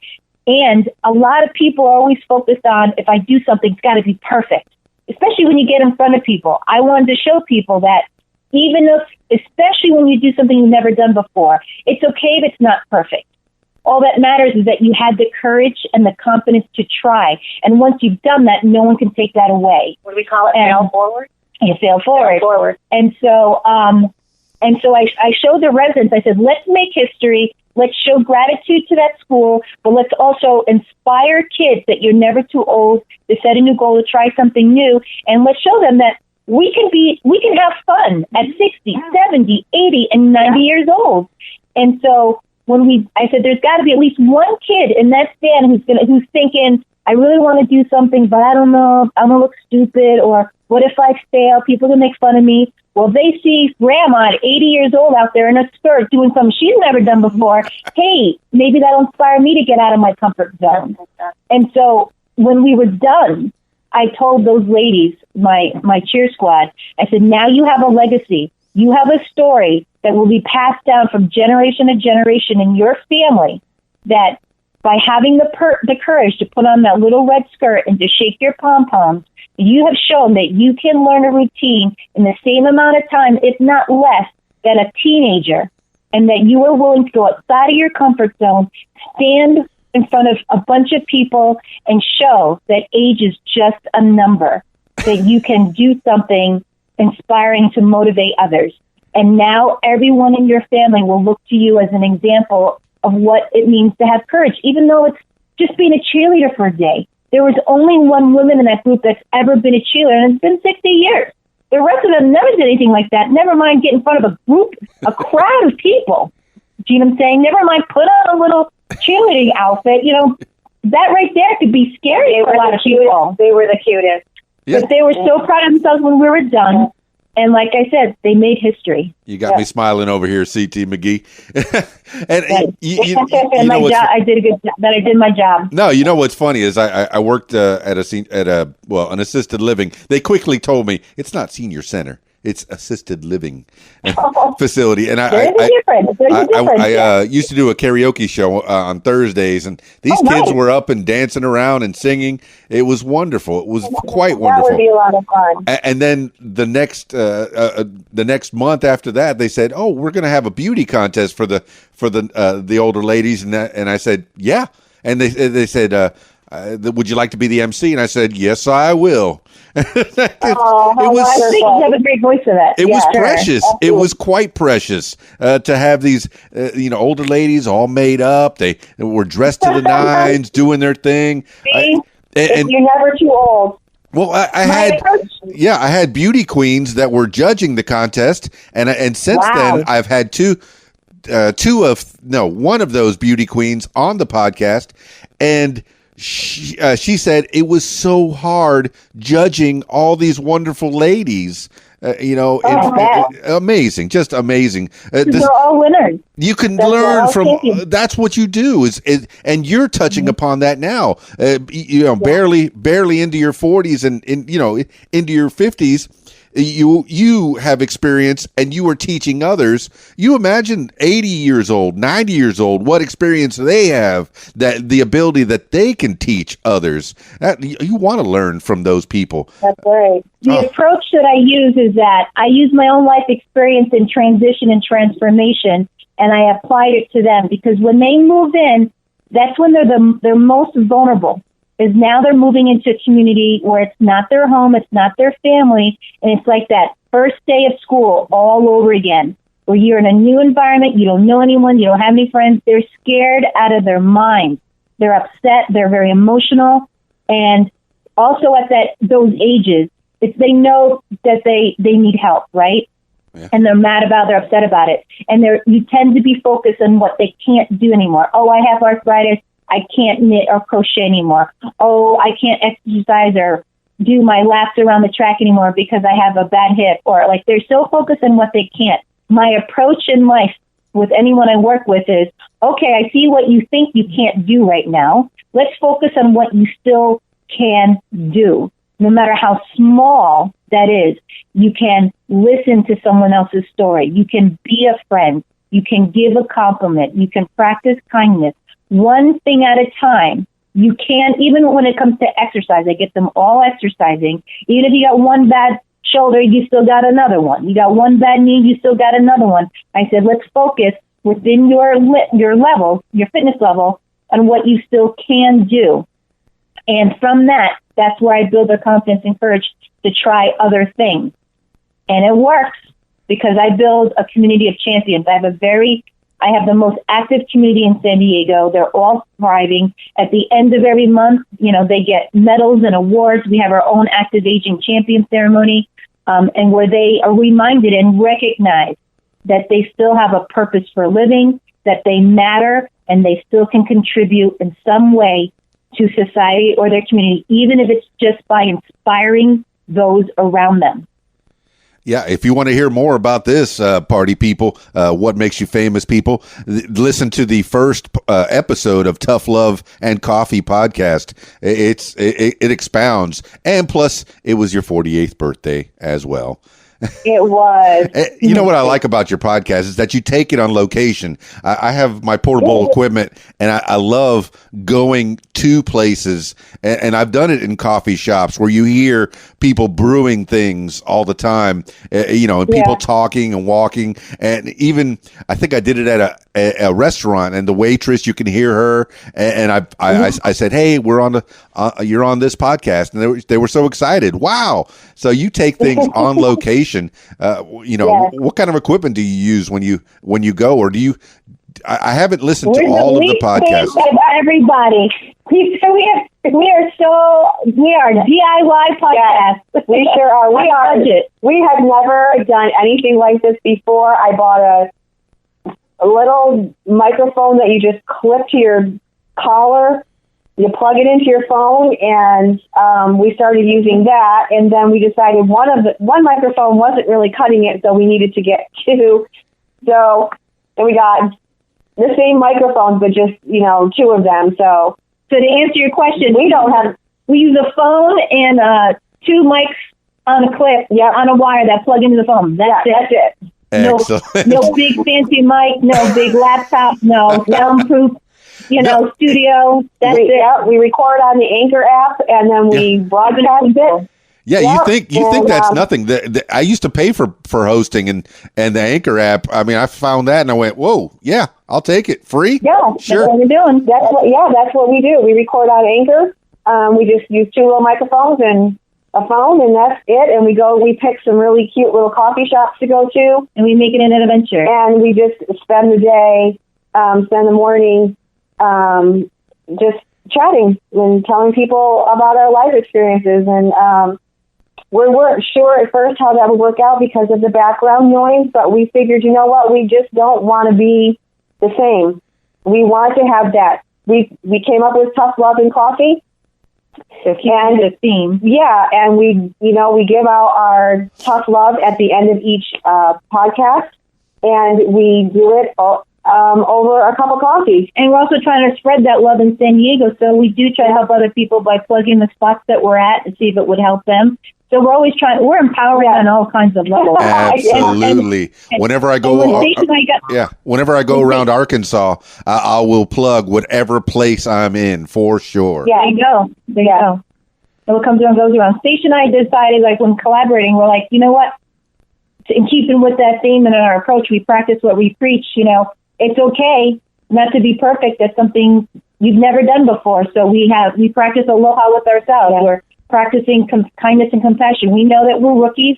We've never done this before. We just simply don't have the budget that some of these big podcasters have. But we decided that you can start over by just taking one step. So we decided, let's first take a step in courage. Let's work together to empower each other.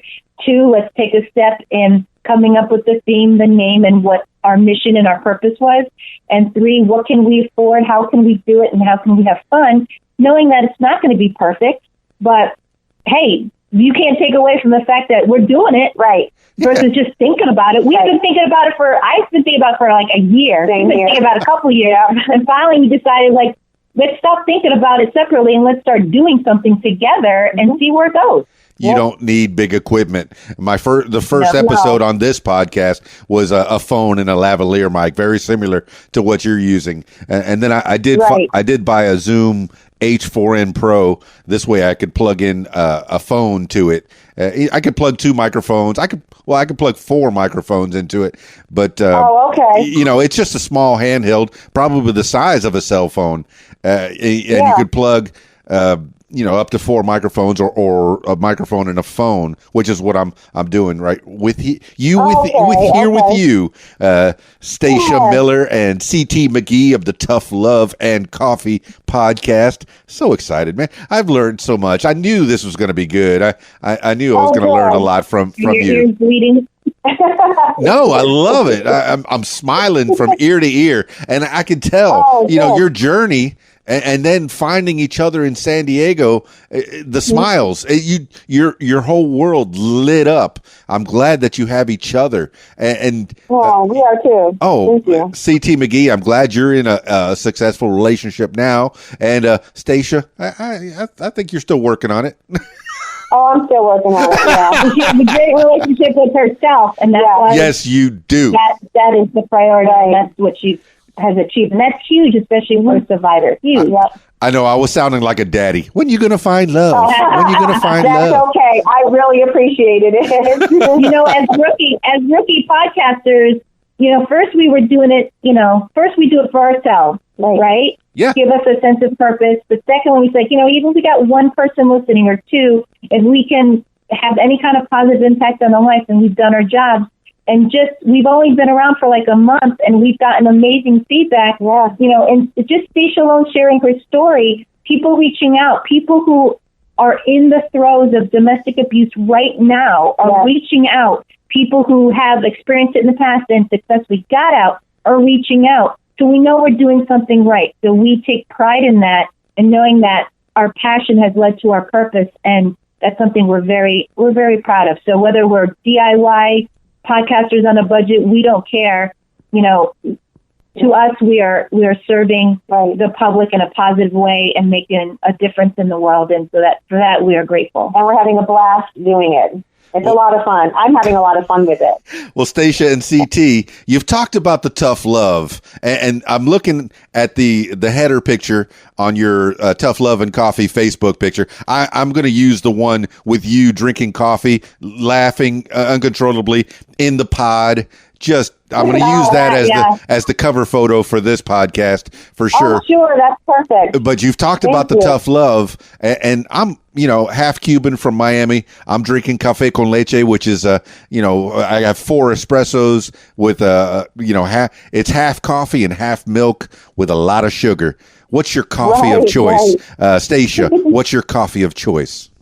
Oh, boy. I'm telling you right now, people are going to hate me when I say this, but I don't drink coffee. What? So I drink for her.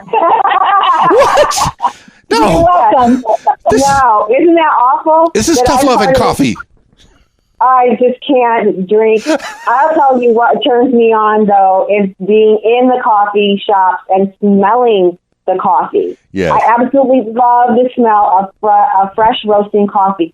Not like so much in a coffee pot at home. I mean, I like that smell too. But when I'm in a coffee shop, wow, the smell is just amazing. But I'm telling you, I have tried coffee 7 ways to Sunday, including putting all kinds of caramel and whipped cream and vanilla and all kinds of shit in it. And I taste the coffee and I'm like, oh, hell no. That's just a shake with espresso in it. No. She's only for the ambiance of the coffee talk. Yes. I will just, and CT will tell you every time we start a podcast, she will tell you where we are, what I'm drinking, and what she's drinking. And then when the more fired up I get in the show, then you know that the caffeine is hit. Yes. So, Stasia, when you go to these fine coffee shops in or around San Diego, what are you drinking? Water.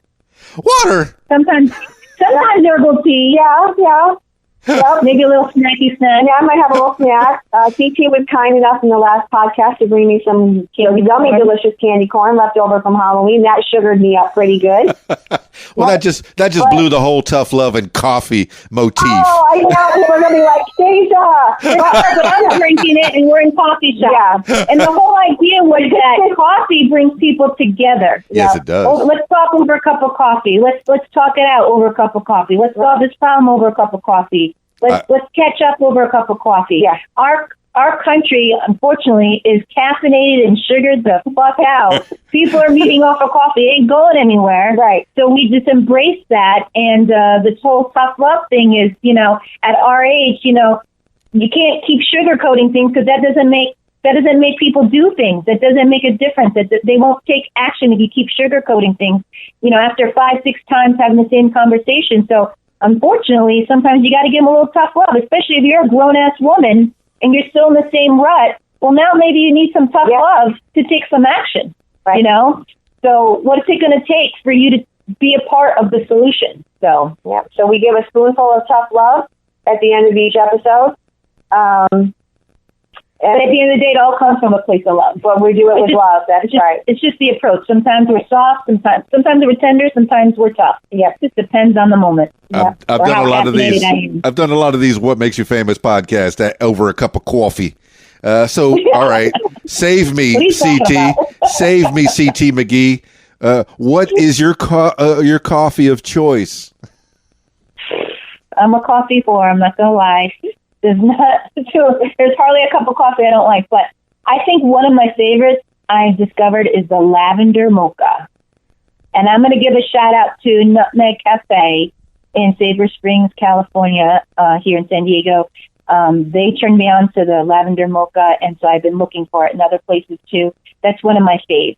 I'm putting that on the walking tour, the What Makes You Famous walking tour. Make sure you hit that coffee shop. Yeah. All right. Yep. Oh, my wonderful women of Tough Love and Coffee, Stasia Miller and CT McGee. I love the nicknames, because Keys Dan's definitely not my name. That came from the Florida Keys for sure. We love your name too. Oh, Daniel Gilson. That's my real name. Hey, That's okay. Daniel's a great name. That's right. So, but okay, as we're winding this down, I guess, how do people find you online, social? How do you want them to connect to you? Okay. You can find us, obviously, at Tough Love and Coffee. We are on the Anchor app, on Spotify, Google Podcasts, Breaker, and what's the other one? Radio Public. Radio Public. Thank you. My God, my brain just left me for a second. We do have a Facebook page as well, Tough Love and Coffee podcast. Well, I took your RSS feed and I put it on my Podcast Addict app, and I encourage anyone who has any other type of podcast application to take the RSS feed off of the Tough Love and Coffee Anchor app and just put it out there, spread it. Make sure that you can find it everywhere. And so, do you want people to connect with you personally, or just through the Tough Love and Coffee podcast? We encourage them to reach out to us via email at toughloveandcoffee@gmail.com. You can reach out to us any way you want to through Facebook Messenger or Instagram DM. That seems to be a pretty big platform. The Instagram DMs, but also our email. You can reach out if you find us on our personal Instagrams. The Anastasia Project on Instagram, and CT has a couple of platforms: Bitch Squad Training and Aloha Mana Empowerment on Instagram. You can reach out to her there as well. So whatever platform you wish to reach out to us on, we welcome to hear from you in any way any way. And our podcast, right now we're hitting upon some tougher, more sensitive issues, only because it's the beginnings of our journeys that have led us to where we are. So we're slowly unraveling our stories so that people can connect and relate to us as to why we're even doing this podcast. So we feel like the more people understand us, they will understand more the position that we're coming from and trying to empower people. But we will be mixing in, a lot of lighter episodes as well. We're just getting warmed up, baby. So we've got a lot of ways to go. And if you look at the name Tough Love and Coffee, if you shorten it, it's TLC. So we are spreading TLC across. Well, and you mentioned in episode 0, language is not a barrier for you. Expect no limits, no limits at all. So if you want to keep the kids away, you can. Right. We do warn that there will be explicit language right off the bat. So if you're listening in the car and you have your kiddos in the back seat, you may not want to. You might want to just do that, when you get home, put your headphones on or something. All right. Well, I mean, of course, I have found your personal Facebook pages. I put a friend request on there so I could share that with you and tag you in the episode when I put it out, which will be probably in the next hour or so. I did find Cupcakes and Dumbbells. What that? Oh, that is, yes.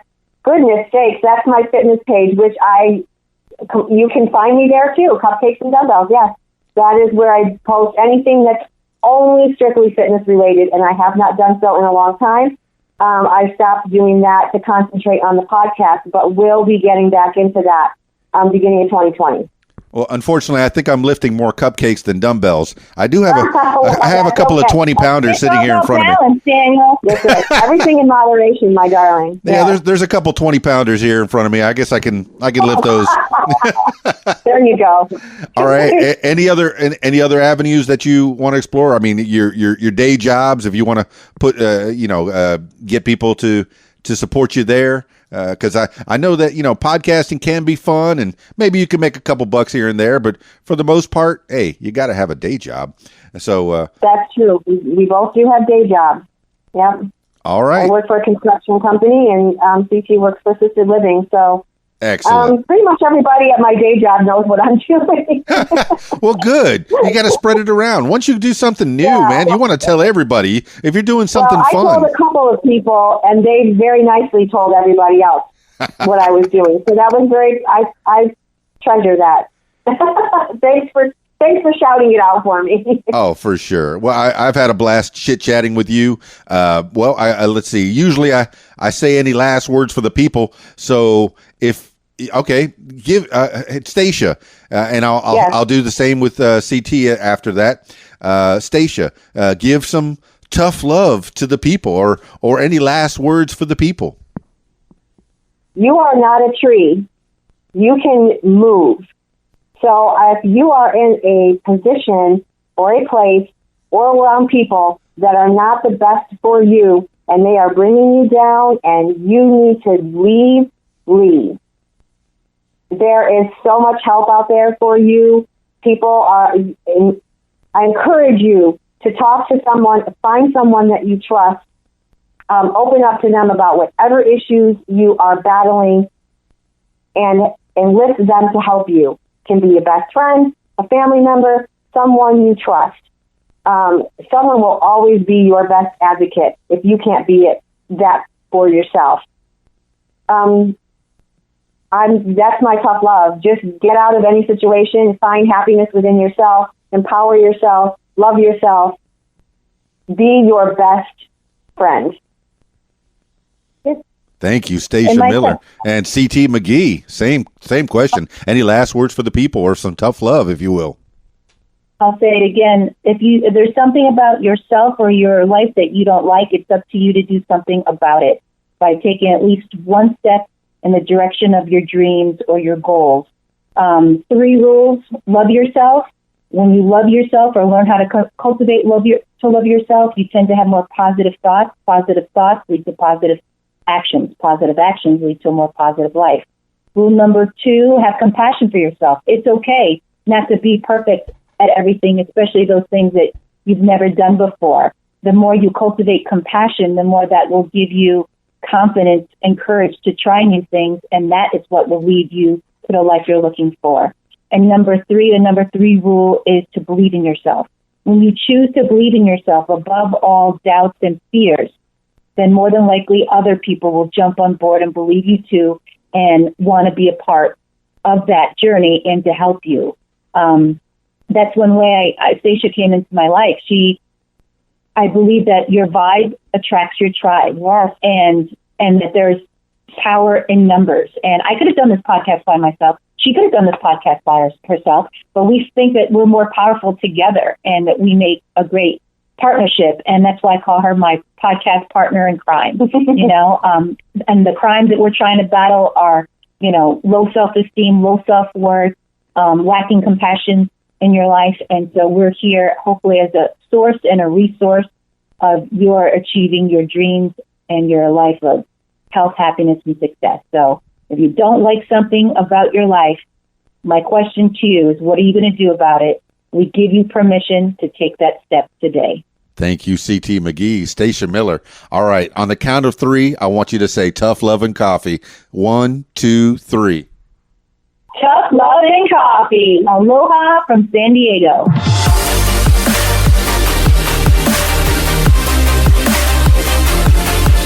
Well, there you have it, party people. Stasia Miller and CT McGee of the Tough Love and Coffee podcast. I knew it was going to be good. I knew I was going to be learning a lot from these two ladies. Ladies? I said ladies. They said, "We're not. You see any ladies here? We're not ladies." Yes, the warning, of course. So when you listen to their podcast, if you have little kids around, hey, it's not safe for work, but it's real life, baby. It's tough love. They're keeping it real. They're telling the people like it is. And they've learned a lot in their lives. Women over 40. Once you get over 40, you've had some life experience, unless you've been living under a rock. And even if you're living under a rock, that's life experience. You found out, hey, maybe I shouldn't have been living under this rock all this time. What's out here? What's out here in the world? And once you gain that knowledge, you teach others. And that's what these lovely women are doing. Thank you so much for being on the program, Stasia Miller and CT McGee, Tough Love and Coffee Podcast. I encourage you, whatever app you're using, put it on your feed. And if it's not on your app already, I encourage you to go to the Tough Love and Coffee Podcast Anchor website and find the RSS feed and stick it right on your app. Yeah, spread it. Spread it out there. Spread the love. Tough Love and Coffee. Thanks again for being on the program. That's it for this edition of What Makes You Famous. If you'd like to tell your story, I encourage you to give me a call at 501-470-6386 or email info@radiowhat.com. That's it for me. It's Keys Dan, radiowhat.com, djlittlerock.com. Peace. I'm out of here. If you like what you hear, follow What Makes You Famous social media. Use the hashtag What Makes You Famous. Follow on Facebook at What Makes You Famous. Follow on Instagram at What Makes You Famous. Follow on Twitter at Makes Famous. And follow on YouTube at Keys Dan. Leave What Makes You Famous podcast a review and subscribe. Listen to What Makes You Famous podcasts on Podbean, iTunes, YouTube, Stitcher, Google Podcasts, and Spotify, and almost anywhere you find podcasts. Tell your story on my podcast, What Makes You Famous. Call 501-470-6386 and leave a message to set up a time. You can support What Makes You Famous using the PayPal link, paypal.me/KeysDan. Email info@radiowhat.com. What Makes You Famous podcast is a production of Keys Dan Enterprises Incorporated at keysdan.com. Thank you for listening. Radio What? The music you want with some great quotes. Definition of zoo. An excellent place to study the habits of human beings. Evan Esser. The music you want. RadioWhat.com. Be on Radio What. Call 501-470-6386. Say your name, where you're from, and you're listening to What? The music you want is on RadioWhat.com.